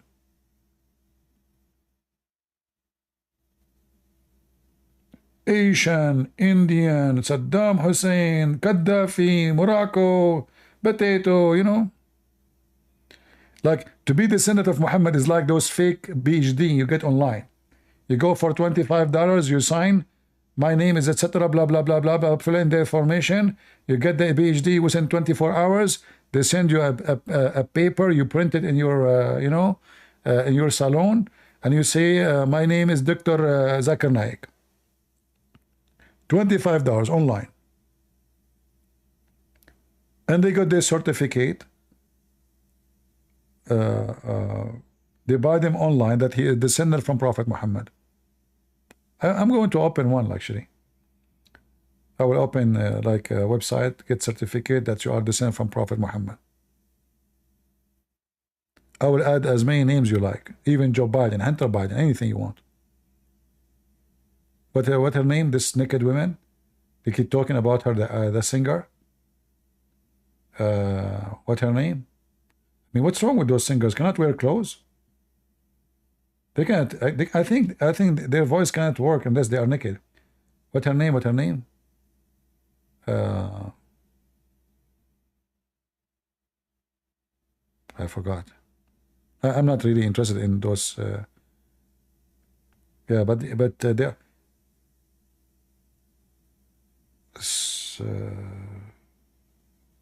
Swiftler. I don't know. Whatever it is. Give me a break. Oh boy.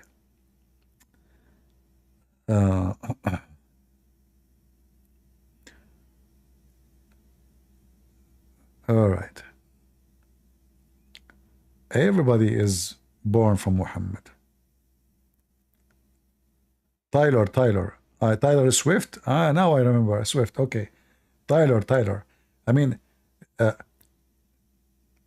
once I saw a video and looked like it turned to be fake, and I made a video about it, if you remember, right? This is why I don't even know who's she, I have no idea. But supposedly Trump, he said, should not vote for Biden. This is why I look, who's and here you see how stupid in this country. I mean, who care? It look like if you are a celebrity and you're famous, you are the one who decide who win the election. That's why all of those in politics, Trump and his enemies, both they bring trash to sponsor them. Like in the convention center, they brought a woman, she called herself a model. What does that mean? We know what model mean. It's just, like, what do you do for a living? I'm a model. Okay. I see. All right.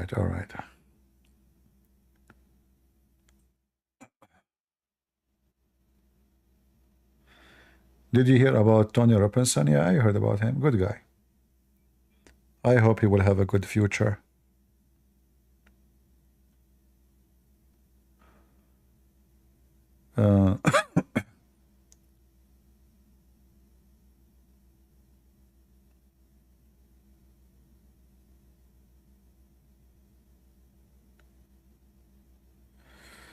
All right. Any question?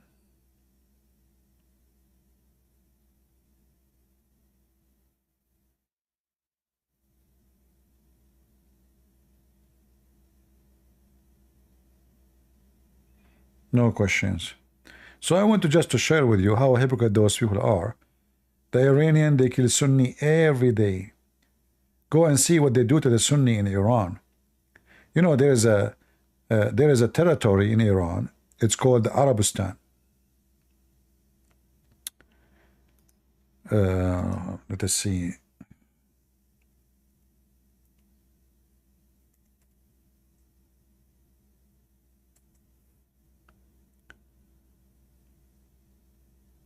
Maybe I can show you something about it.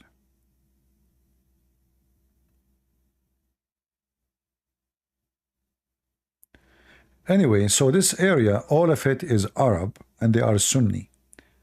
And the Iranian, they treat them like dogs, literally.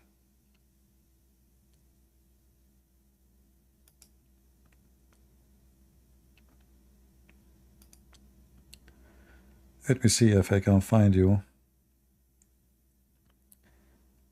a picture.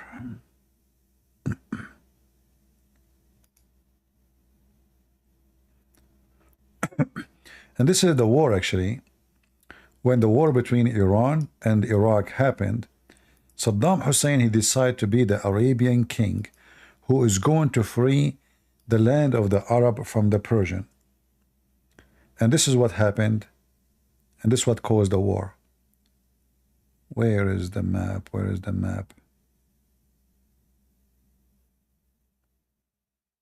I'm not sure where it is. Hold on. Here we go. So if you look at this map, here the green in the side, in the right side, in the top is Iran. The blue is the Arabian, the Persian Gulf. The red is called Arabistan or Al-Ahwaz. All this territory is Arab. However, if you ask me, I believe this is a Persian land. And the Arab population moved there during the Arab control, which means I believe this is a Persian land.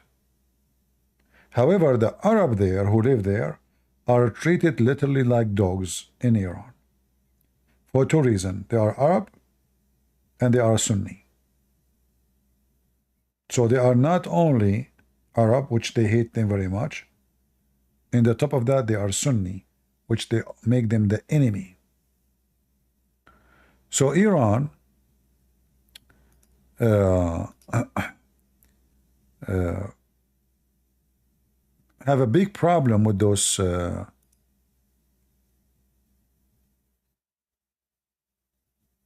don't know if we can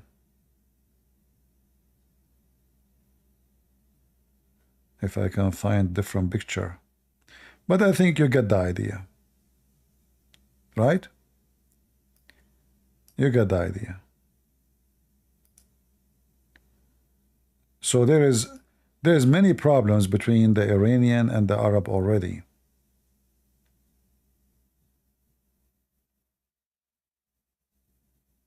A lot of geography, a lot of war, long history of war, long history, and hatred.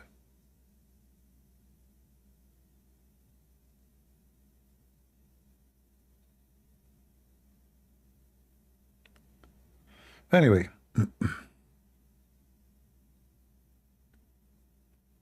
a lot of potatoes. Those supposedly the Mujahideen who want to kill the Persian.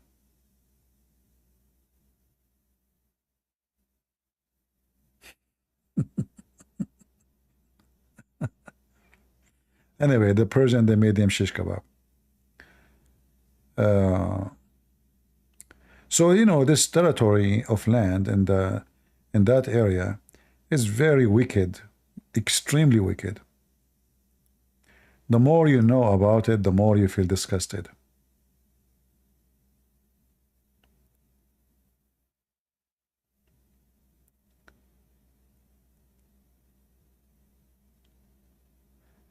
Tuwiva Singer don't love Muslims, neither love Islam, but he's a businessman, he's a hypocrite.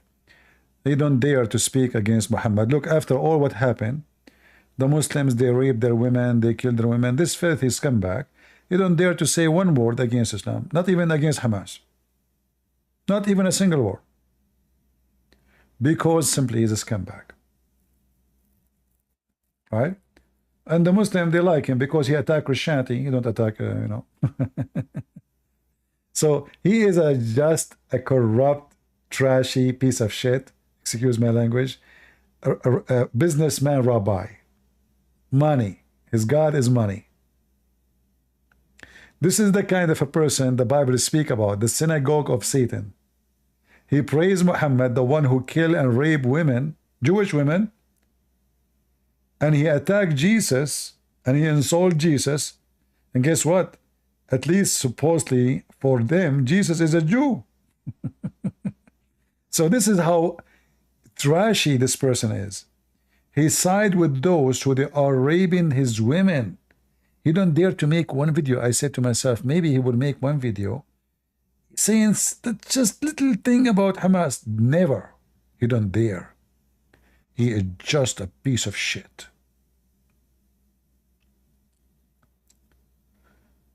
Does Mumu forgive sin? No, my friend. How he can forgive sin? Muhammad himself, his God said to him, may Allah forgive your sin, Muhammad. Allah, he said to Muhammad, may Allah forgive your sin, Muhammad. So how Muhammad can forgive sin? His God could not forgive sin. Allah is asking other God, saying, may Allah forgive your sin. Chapter 48, verse number 2. All right?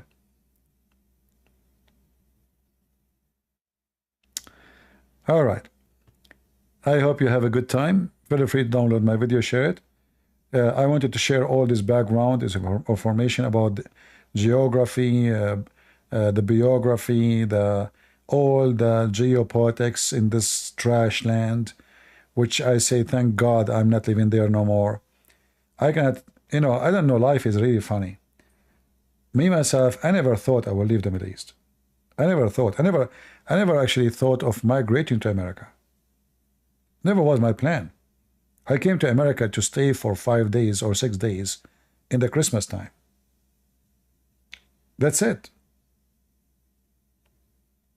I never thought I will live in America. But again, life is really funny. You don't know how life can take you, where you will be, how you will be, It's really strange.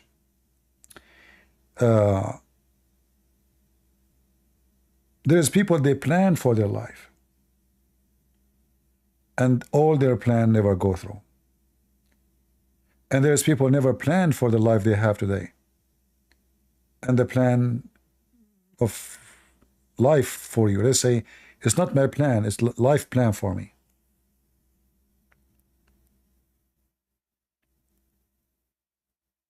What do you think about Kuzil? Who is Kuzil? I'm not sure what you mean. Especially you are using this text. Strange for me.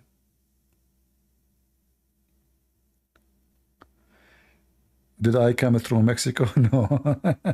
I came from the airport. In fact, there was only 5 minutes for me for my visa to expire. I was thinking to go to the bathroom before I go to the, to the customs. But then I said, you know what? I will go later. So, and then when I went to the window, she said, the lady, she said to me, do you see that guy there? He said, yeah. I said, yeah. He said, if you are in his place now, it's like if you are just, he's before you, I can't get you in. I said, why? He said, do you see the clock? Your visa will expire literally few minutes from now. It was 5 minutes when I stood. It was maybe 1 minute when she stamped left. So 1 minute, her computer can't accept even my visa. Even if she decide to say okay, it doesn't work. So I came in the last few seconds of my visa to be expired, and I enter USA. Yeah. Again, this is like funny, when I apply for the visa, the American, they refuse. Everybody is young and single. Young and single, it's impossible. I gave me visa. I have no papers. I have no money. Like I did not provide money. You have to bring document. You have a bank account. You have you have to show how much money in the bank you have. You have to show a lot of money. I brought nothing with me. I have no papers. The woman, she asked me in the window, how much money you have? I said, why, you want to marry me? She laughed. She told the guy, did you hear what next to her? Did you hear what he said? She said, go sit there. I said, well, give me a passport. She said, go sit there. And then they called me to the accountant to pay. I got upset. I don't want to come to America. My mom, she insists, to go just for a few days. I was just doing it for my mom, just to leave me alone. And this is why I did not take papers. This is why I did not bring document, because I said if I don't, they are not giving visa to the one who have a lot of money in the bank. They bring reference. They bring they show them their own property. They have businesses. I brought nothing with me except the passport. And they gave me the visa, and the one they brought all the document. There's people wearing suit. They have Samsonites with them, They rejected them. I'm the guy who I don't care. They gave me the visa. Funny, isn't it?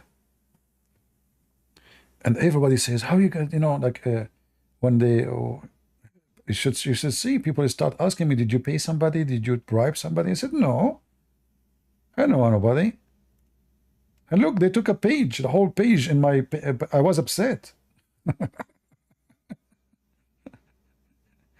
And then even after I took the visa, I did not buy a ticket until the last few days. This is why almost my visa expired, because my mom, she keeps saying, you need to go. I wanted to go. Come on, just do it for me. What you will lose? I said, okay, I will buy the ticket. And then I arrive only a few minutes before the... Anyway, it's like life is really funny.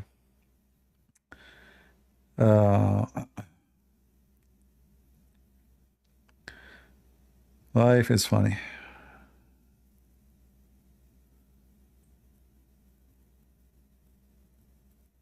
No, I think she didn't. She noticed I don't care to get the visa or not, and if they find you desperate, if they find you desperate to get the visa, usually they will, they know that there is something.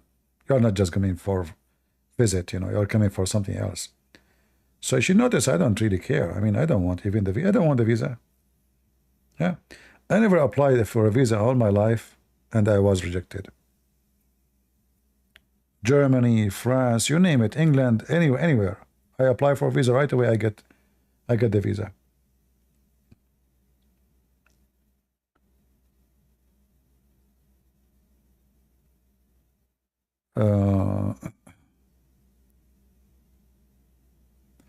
Anyway, if I did not come to America, I will not be here talking to you guys, because no way I will be in the Middle East speaking against Mohammed. I will be killed in 2 minutes. No matter how much protection you have, those filthy dogs are crazy. Terrorist.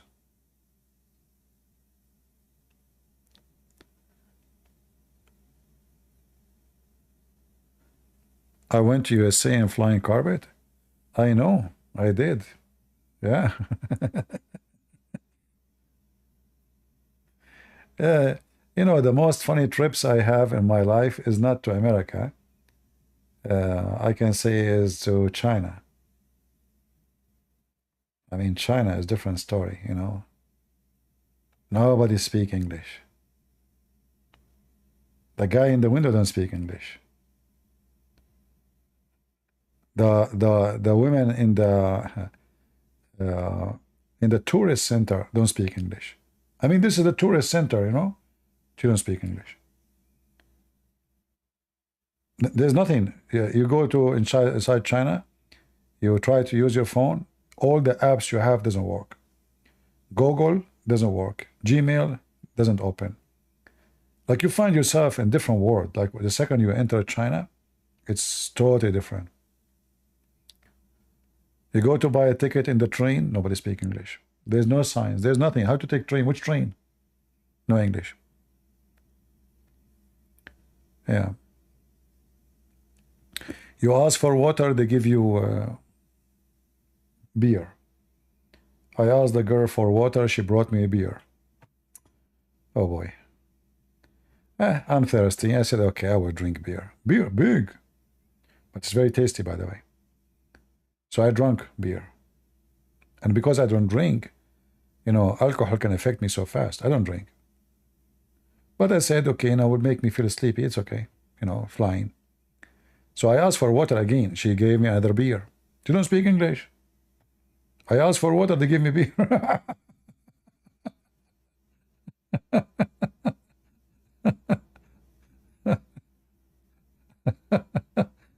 That would be a good trip for somebody is alcoholic.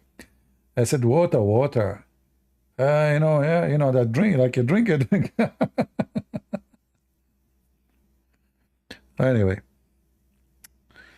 Actually, I posted a video of me in China. Anyone saw it? I have a video I posted. I don't know which, this channel or the other channel. I'm not sure. When I was in China.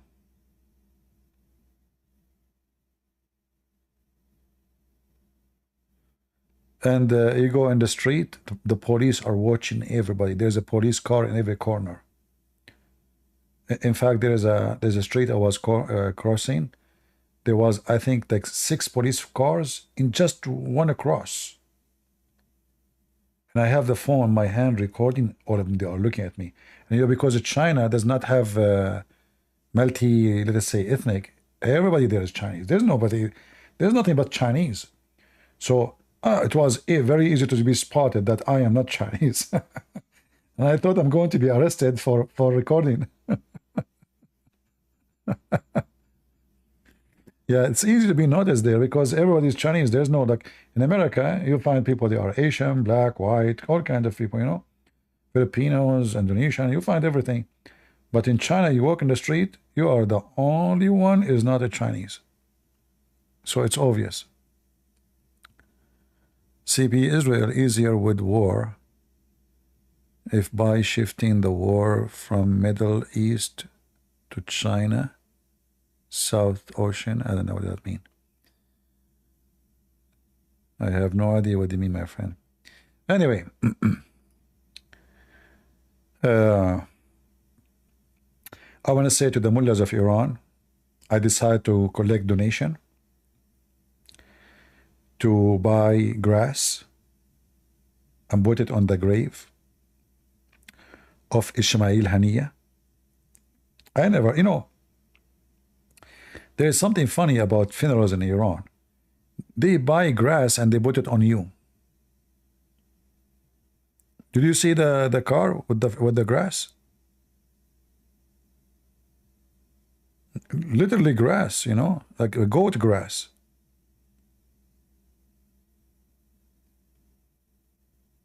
Do you see the grass? Look at this. Is that supposed to be flowers now? What is this? It is a goat inside?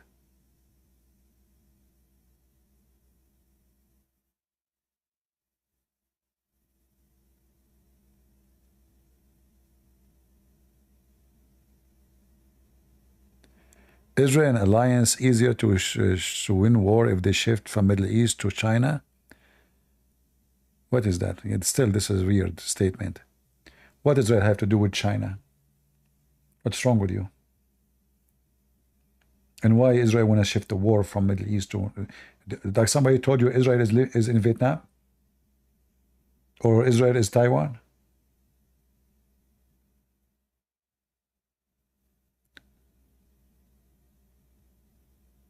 All right.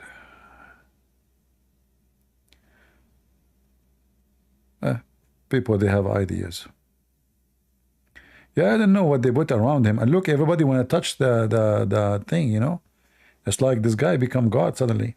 That's it. The mullah told them he is a good man, everybody, they force every employee of government to go out in the funeral.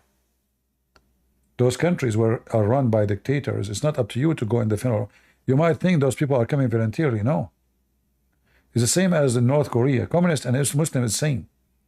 Do you remember when North Korea, the president, he died? The father of this pig? People are crying. Especially when they see the camera on them, Because everybody's scared. If the camera spotted him not crying, he will end dead. Those countries, all those emotion you see is fake. The mullah says everybody out, everybody out, everybody cry, everybody say hello, everybody say hello, everybody say takbir, everybody say takbir. That's why they never lose the election. So when you see this, you think, man, those people really, no, those are just forced to come out.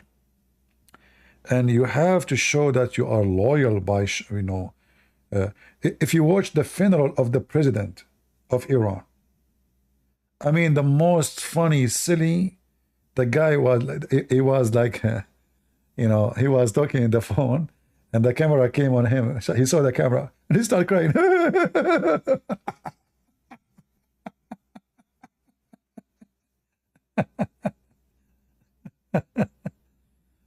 Oh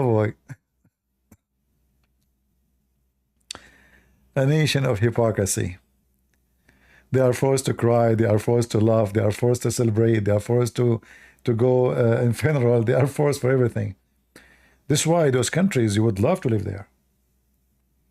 I mean, everything there is fun. Everybody watch one TV station, one news station. There's one leader, supreme leader. And there's one commercial break. Death to America.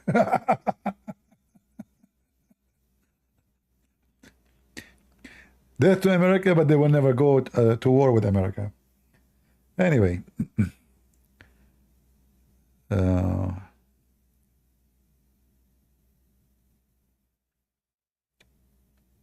Well, I believe the future of China is going to change. It's just a matter of time. You know, remember, the Soviet Union was so powerful from outside, but inside, the worm is eating it. And this is the same in China. China is not going to be the same in China in, I think, 20 years from now. I think actually, China right now is not really a communist, even though the party is taken over as a communist party. But in the ground, there's no communist. I mean, you see, they have massive numbers of trillionaires, not billionaires. So the rulers or the rules are the communist, but the practice in the ground is a capitalism. Same as in Vietnam. You know, in Vietnam, there's people, they own the private banks. Their bank is bigger than the government bank. But they are communist too. So since the collapse of the Soviet Union, all of them, they switch because they notice communism is collapsing, is not going to work. So they adopt the capital, let us say, method of America and the West, and they merge it under the Communist Party. So in the appearance, they are communist, but under the ground, there's a lot of billionaires. And the billionaires, they bribe the communist, and everybody's happy, you know. But the country is going to change. It's just a matter of time, sooner or later.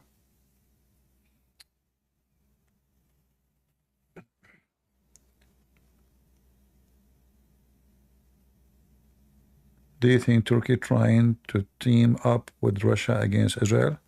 First of all, Russia is not against Israel. Secondly, Turkey can team up with whoever. Still, Israel can demolish Turkey and whoever. People mistakenly think that Russia is against Israel. Russia is, in fact, was doing good with Israel for many years. As an example, the Israeli, they hit in Syria almost every day. And the Russians, they never intervened. And that was an exchange that the Israeli will not support Ukraine. You see?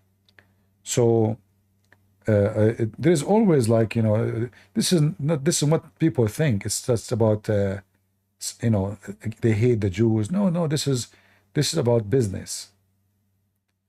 So if Israel decide to support Ukraine, and this is what's happening right now, like slowly, this is why Russia is going more aggression against Israel. Otherwise, Russia is always, you know, whatever Israel do, they kept their mouth shut. The Israeli, they hate Syria every day. The Russia never intervene, you know, which means there's agreement between the Russian, who have a massive forces in Syria, that you don't intervene with our business, you know.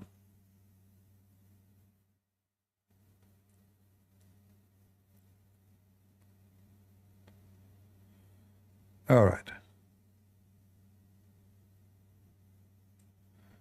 Is Russia supporting Hamas? I say no. Russia killed tens of thousands of Hamas in Syria. All of this is just political game. Like they are saying now we support Palestine, but in reality, Russia never ever support them. You see, in order to understand what's happening, you have to go back in history and remember that the West made a lot of mistakes against Russia. When, what's his name? Who is the president he met with Putin after the Soviet Union collapse? George Bush or Clinton? George Bush, maybe. Maybe Clinton. I forgot. Putin, he asked him, can Russia join the NATO? You see, Russia don't have intention to be enemy of the NATO. But the stupid Western, instead of taking such an opportunity and say, yes, please join us, and then all of this will not be problem. Russia will not side with Iran, will not side with Hezbollah. But now Russia, they have sanctions all over them. So the enemy of your enemy is my friend now. For the stupid Western, they decide to make Russia their enemy. The war in Ukraine itself will never happen if the stupid American accept Russia to join the NATO.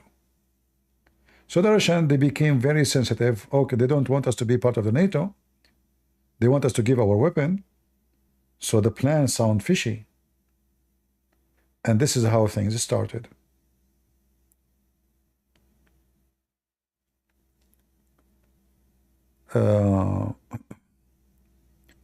So, you know, Iran is against America.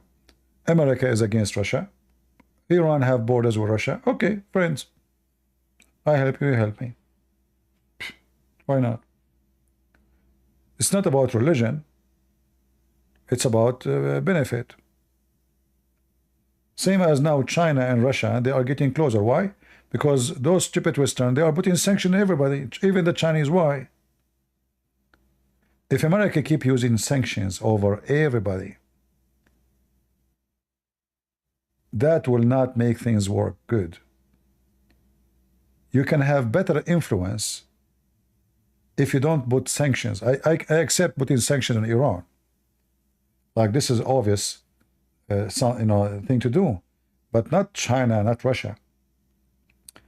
There's way better things to do sanctions without sanctions. Like I can put tariff on Chinese product, which means I'm not against you, but you know what? We need to put tariff. You want to import to us, you have to pay extra tax.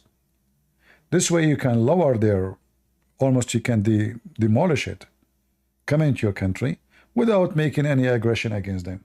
But putting sanctions on banks, putting sanctions in businesses, putting sanctions in everything, that will make like your enemy. All those who have sanctions now became friends against America.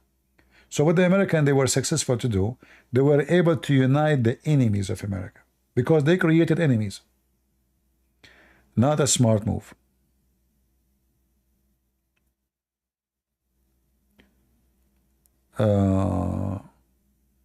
What is my thought on Nasrallah? Snake. Snake, he knew how to play the game. You know? He's a snake. Like all Middle Eastern leaders. They bite each other. They betray each other. Snakes.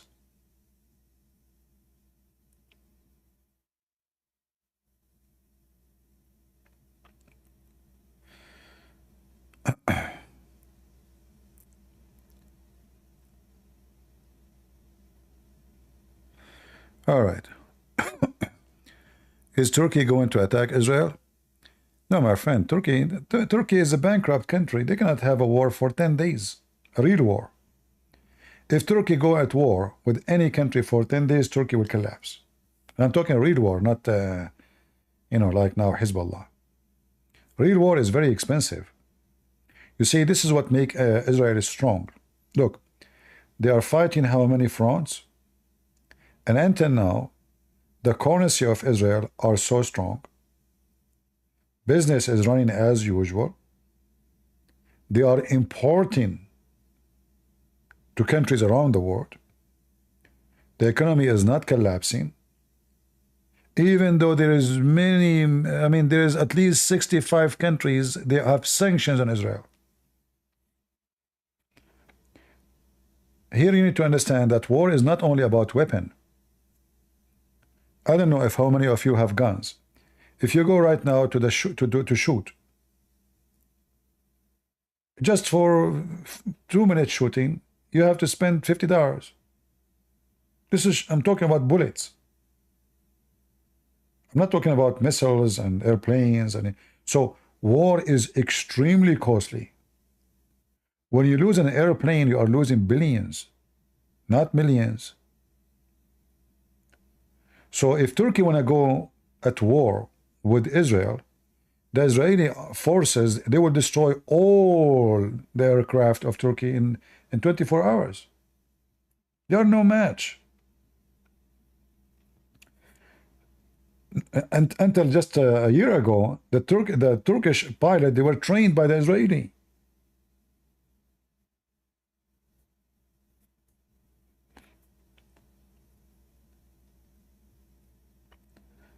What do you think about prisoner swamp with Russia? I mean, this is a game. The Russian, they arrest anyone, accuse him of anything, so they can do this swamp. And the American are stupid. Why American go to Russia? They knew you will be arrested to use you. Like now, I like to go to Russia, but because I have American passport, I know I'm going to be a target. They can accuse me of anything, drugs, anything. And then my government, they are going to do the same. So the American should not swamp anything, because the stupid American who goes to Russia, he deserves it. Let him stay there. Where you go?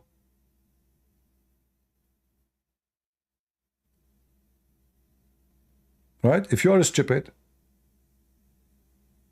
why you want to go to a country you know they are going to kidnap you? That's because you are stupid. And if you are stupid, you should handle your stupidity by yourself.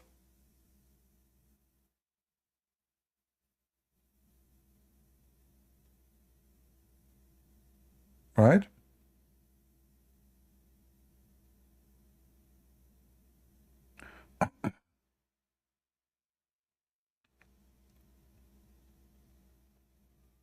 Like, imagine I go to Iran.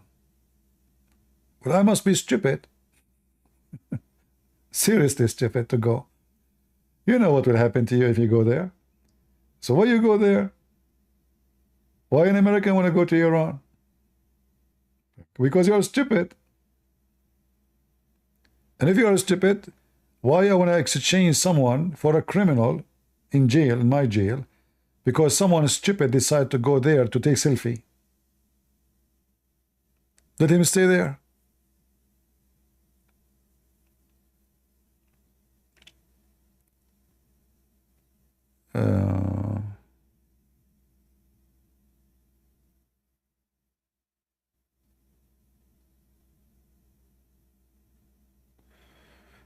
Anyway, what you can say. I'm trying to read all the comment to address them. People on Rumble, they are asleep. How are you people doing in Rumble? Are you rumbling? I hope so.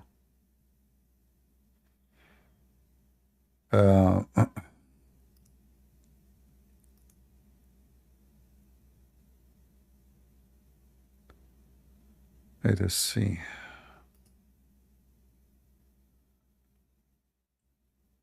When will the white beard in the media will get IDF rocket missile? You see, the issue is that you train your enemy how to treat you. You know, in the Middle East, you see, in order to fight Middle Eastern, you have to understand how they think. We are very aggressive people. We fear, we don't respect. Respect is not part of our, let us say, growth. Fear. If you notice how the Middle East work, Saddam Hussein, he was able to make a stable country in Iraq. Why? Because he is a criminal. So when fear is there, everybody behave. The second fear disappear, everybody is a leader. Look at Iraq right now. They killed Saddam Hussein. The stupid American, they brought democracy. So now they brought for them vote. And now there is, nobody knows who's the army. There's tons of armies. There's many Shia armies. There's the government army. There's the Hajj al-Sha'bi. There is Fatimiyun. There is all kind of names.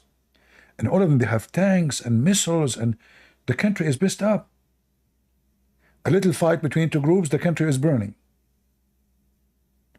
Those countries in the Middle East, they understand one language: terrorism.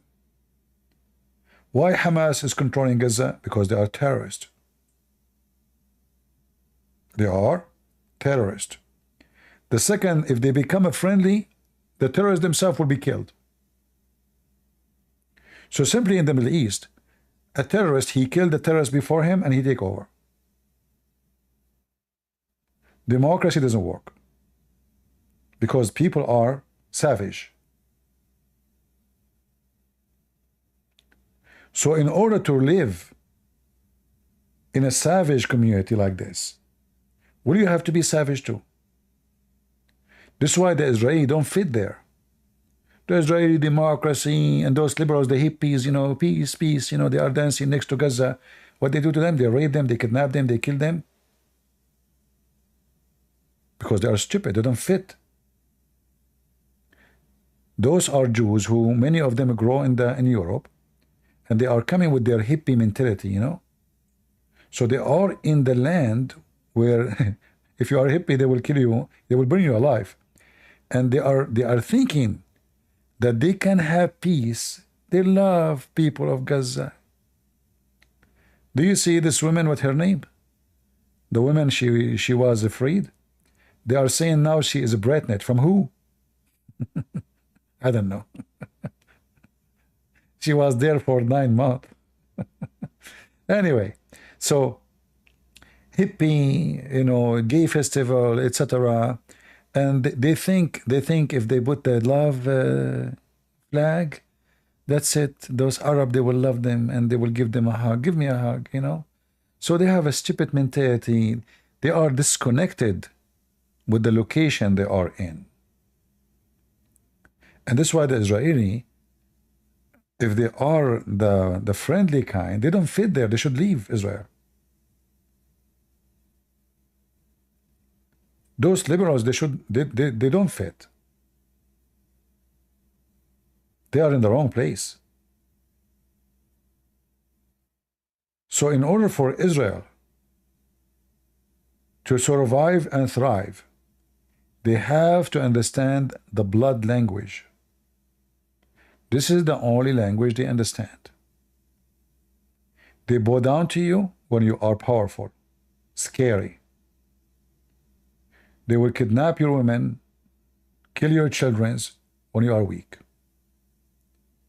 So all the neighbors, they felt, because of Netanyahu, you know, peace agreement and etc. And then what happened in October 7, they felt that Israel becomes so weak. And the leadership is so dummy. This Netanyahu is the worst ever. So they hit, he do nothing. They hit again, they do nothing. They hit again, he do nothing. So now they said, oh, those people are really scared. They keep saying we will not go at war. And now you will see every dog around him, he is barking. So Israel is like a sleeping lion for now. When the lion wake up, all those dogs will be in the run.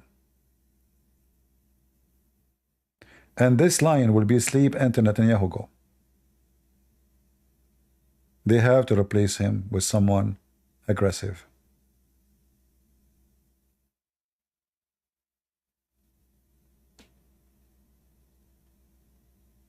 And you know, you can take what I said to you to everything in life there.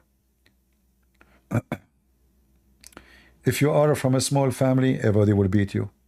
if you are not from, you know, supported by like a gang, or let's say your family are huge in number, aggressive people, everybody will spit at you. This is the Middle East. You see, in Gaza itself, there's a few families are in control of the whole territory. It's not the government. Hamas itself, the structure of Hamas is families, tribes. You know, depending how many men in your tribe, how much important you are.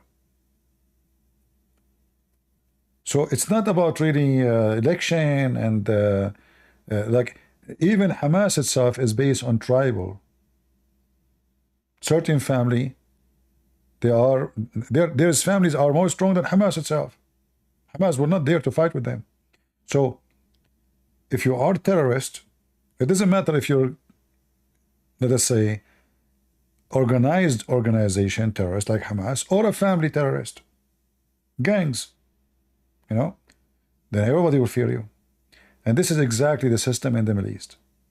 When the president or the ruler or the king or crown prince is a criminal, everybody behave.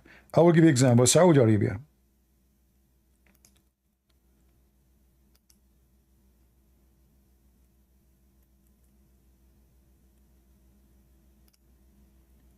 We heard that the crown prince, he killed this guy in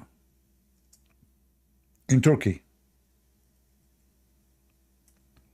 Anyone remember?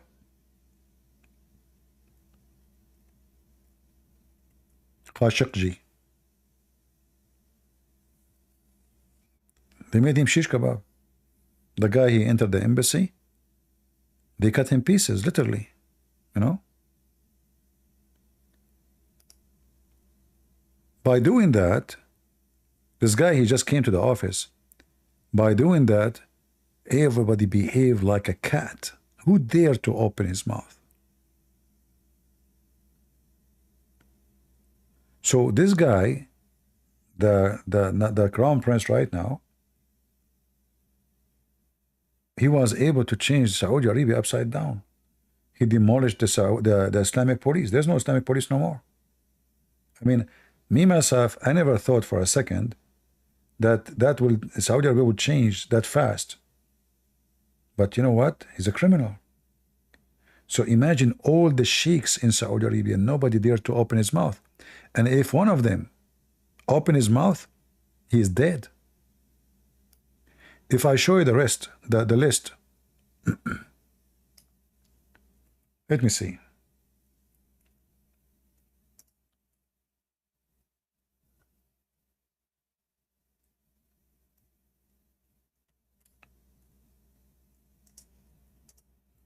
And this is the only way to function there. Nobody dared to open his mouth. Now there is movie theater, there is festival for music. I mean, who can believe this happening? This is like mission impossible. But who dare to question? As long he is what he is, nobody will dare to ask, how dare you? They were not there. All those sheikhs, they spoke against him. They disappear.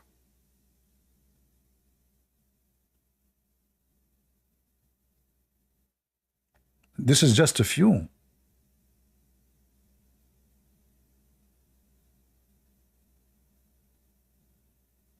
Those are big names, you know.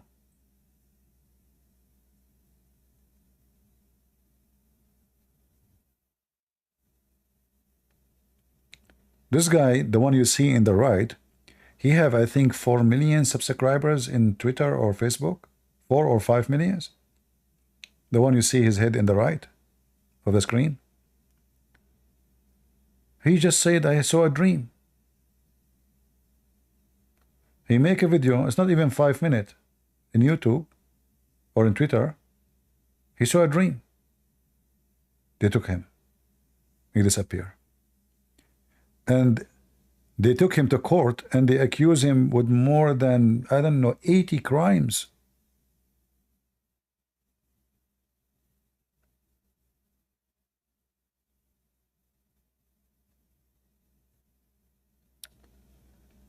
So the reason I'm showing you this is how the Middle East can be ruled.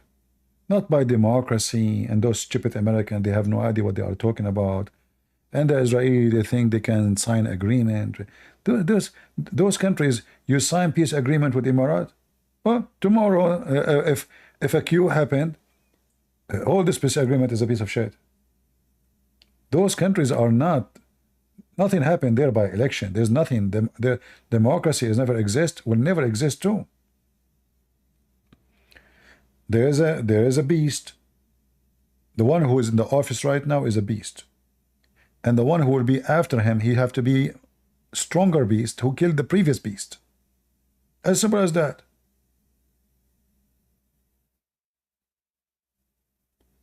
And this is how all the Middle East function.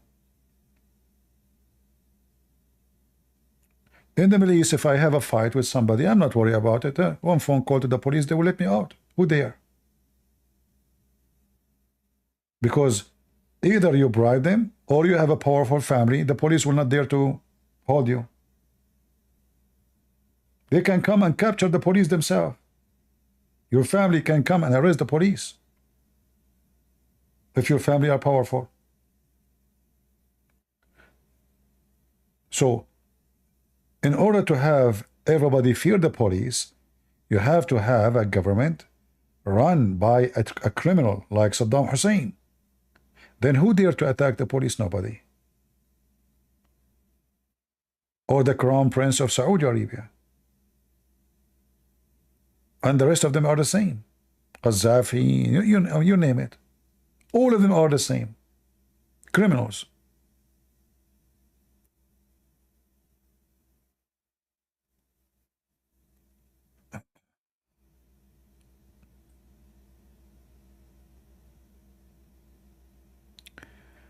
Is it true that Muslims are not allowed to keep a peace agreement? Yes, it's true.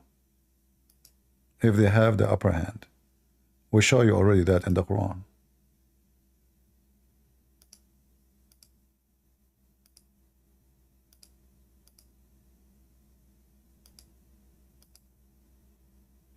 Anyway. So the Middle East will never have peace, and the only way for Israel to have peace is to show them a peace of violence, because this is the only language they understand. Every few years they will attack Israel, they will lose land. Israel never attacked them. They go, they prepare themselves, and each time they attack Israel, they attack them on holiday. You see, October 7 supposed to happen October 6, because in October 6, 1973, all Muslim countries, Syria, Egypt, Iraq, Morocco, etc., Jordan, even fighters from Pakistan, they came and they attacked Israel. It was holiday. The same kind of holiday. But this year, last year, October 6 was not the holiday, it was October 7. That's why it was October 7. So always they attack when the Jews are asleep. And that's why I cannot believe it, that in October 7, the stupid Israeli army leaders, they did not notice that this is the time when they attack. Always. How they went to sleep, I have no idea. Always they attack you when you have holiday. And you know, I heard stories which is disgusting. Like, you know, those people, they are supposed to be conservative. What they do, they live close to Gaza and they shut down their phones. Oh, it's Saturday, we cannot open the phone. Are you stupid? You are at war. Rocket shooting started, they did not even open radio because it's Saturday, we can't open the radio. That is stupid. That's not what the Bible says. The Bible says Saturday was made for the man, not the man made for Saturday. It's your life in the line. You are at war, and you don't want to open the radio to see what's going on. So they stayed. Many of them did not open the radio, did not open their phone, did not even call to check out what's happening. And then suddenly they found Hamas in their doors. That is just stupid. You live a few miles away from the enemy they hate you most, and you turn your phone off because it's Saturday? What about keep your phone on and you heard shooting, you heard rocket? I mean, this is not just to have a conversation with your friends. There's something wrong going on. I heard a story of a woman. She was telling us, like, saying what happened. Her husband got killed. So imagine 4 hours after the rockets and the shooting, she said to her husband, shouldn't we open our phone to see what's going on? And when they opened their phone, they received no messages, because all of them, they are religious like them, all the community. Nobody opened his phone. Nobody texted anyone.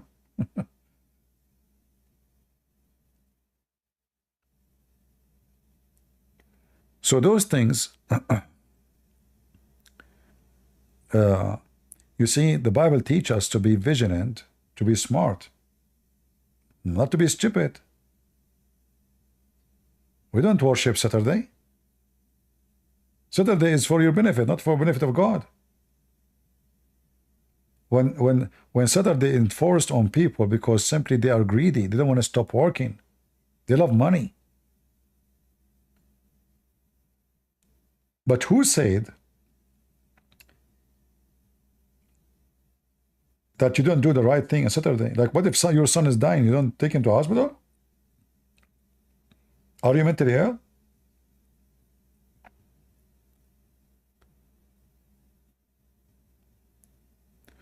So what happened in October 7 is a disaster, yes, but I believe it's a great thing happened. Why? Because the Israeli, they learned a lesson they will never forget, and I hope they will never forget for the coming 100 years.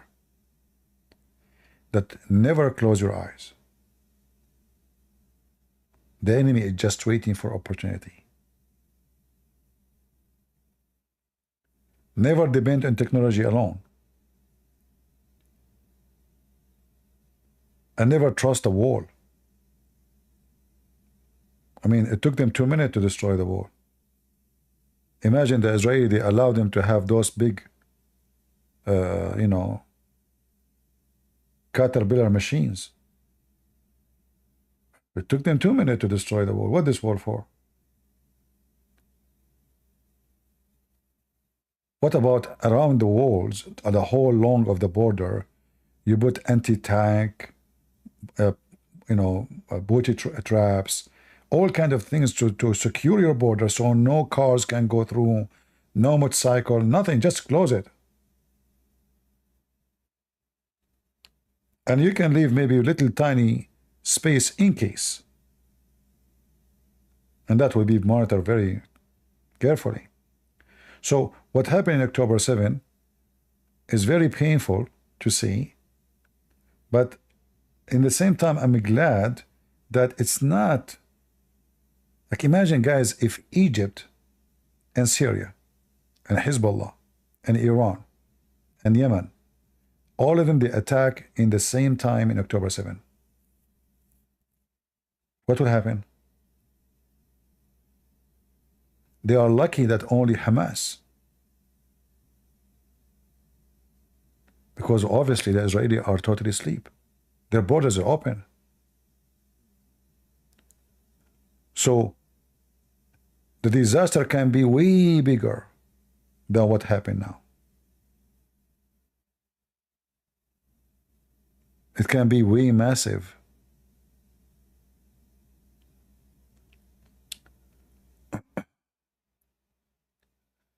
Do you ever get down when looking at the state of the world event, or is just me?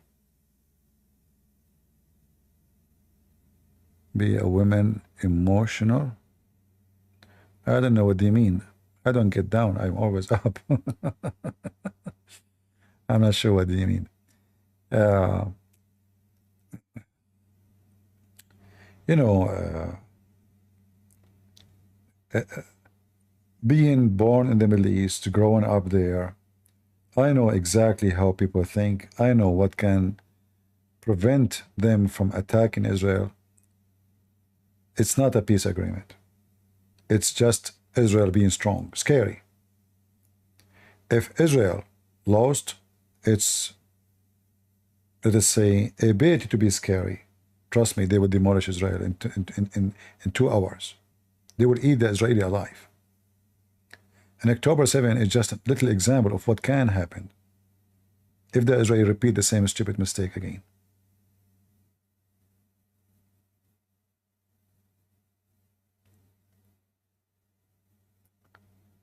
But again, they are lucky that only Hamas attacked. Only. Imagine if the Egypt is like 100 million. Their army, I think, is 2 million. So imagine if, so what if you sign agreement with Egypt? Who cares? So the whole nation is asleep. And look how horrible it is. It took them 5 hours to find out what's going on. 5 hours. The terrorists of Hamas, not only they took this, they went inside the towns close to Gaza. No, they went so deep inside Israel.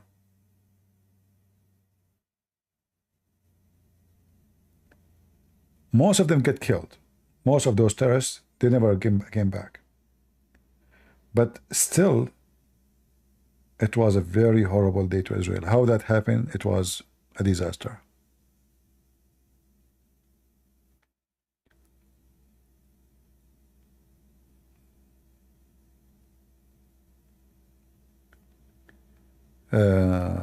Did Rumble crowd wake up?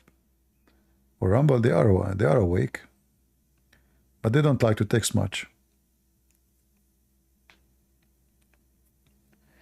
Anyway, for me, I believe that Netanyahu should be replaced by someone is aggressive, not someone is liberal. Someone he don't fear to go to war.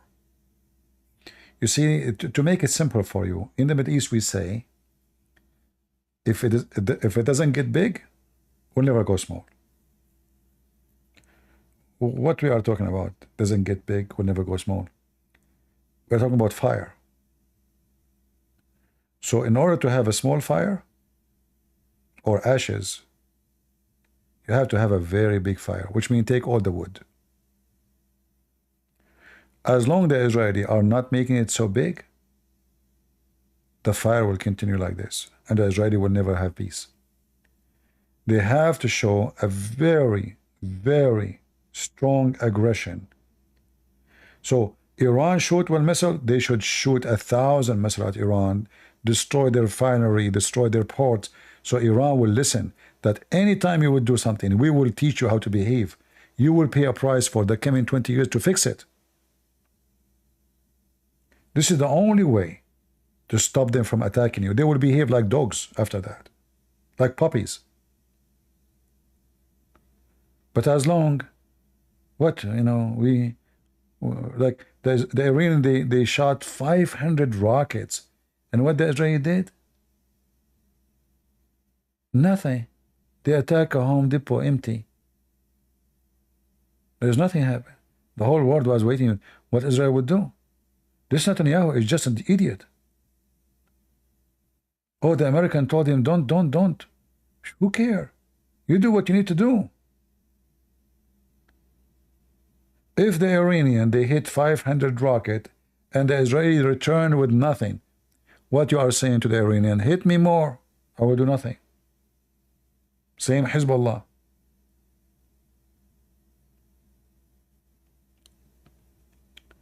This Netanyahu is an idiot.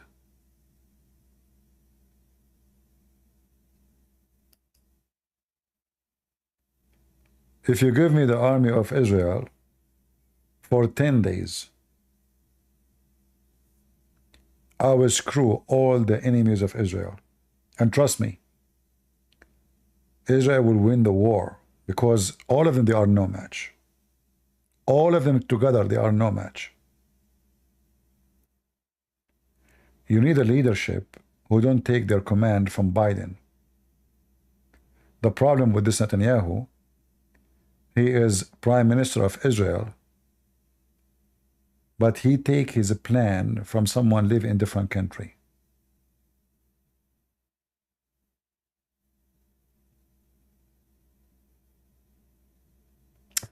All right, I'm not going to keep you longer.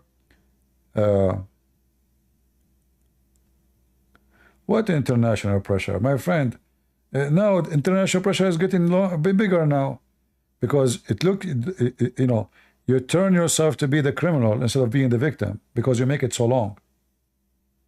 If Netanyahu finished this war in 10 days with all his neighbors, he settled the score down in 10 days, things will not be the same.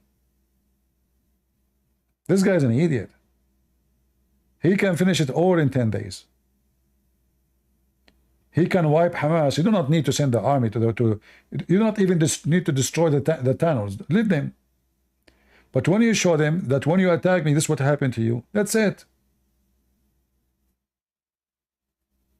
You do not need to take a year, and you are not done yet. Same for Hezbollah. He can wipe the ground with them. They will never dare to shoot again. If either you decide to go at war or you go to sleep. What they did is very wrong. They are like, you know, the Israeli army is like going on a picnic. The whole Gaza should be finished in what, two weeks maximum.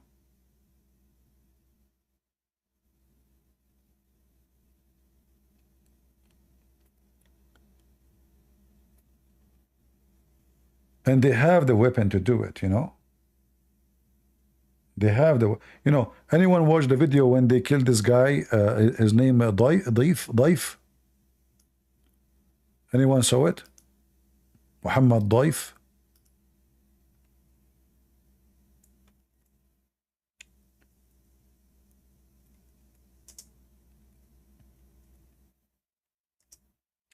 If you watch the video,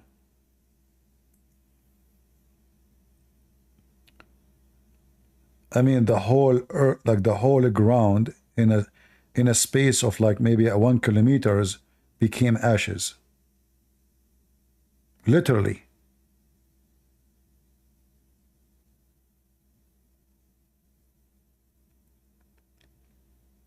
You do not need to turn, you do not need to send an army to turn the ground of Hamas into ashes. You can do it from the air. Faster, easier. Let them stay in their tunnels. They put their head up, you bomb them. They stay there, you bomb them. That's it.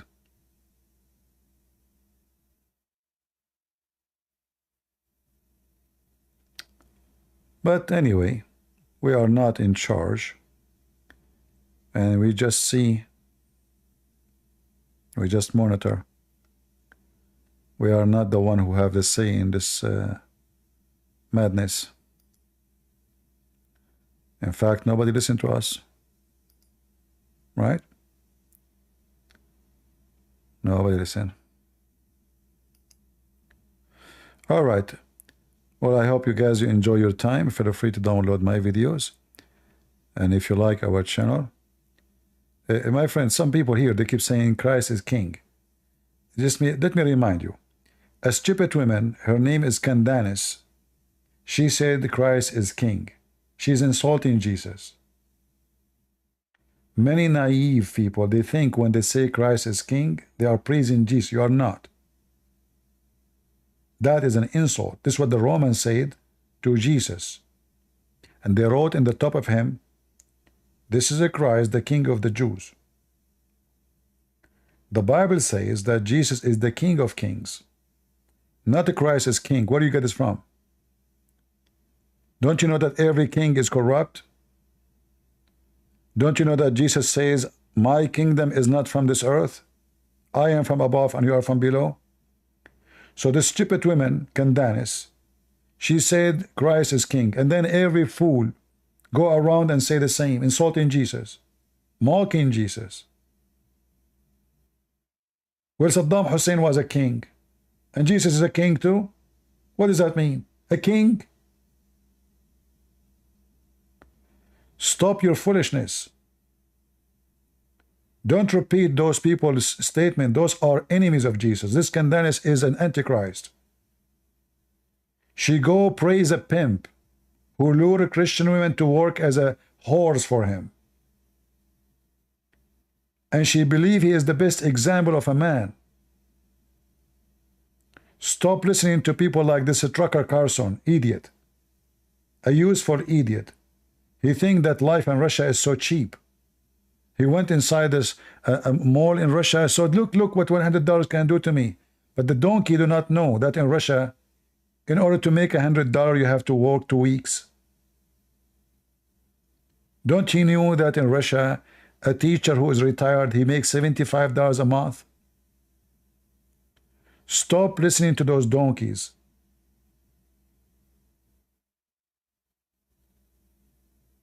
If you want to say Jesus is king, you say he's the king of kings. All kings are corrupt. Have you ever seen a king is not? So Christ is not king. He is the king of kings, and his kingdom is not in this earth. So either you say something useful, otherwise you are mocking Jesus. You are not praising Jesus.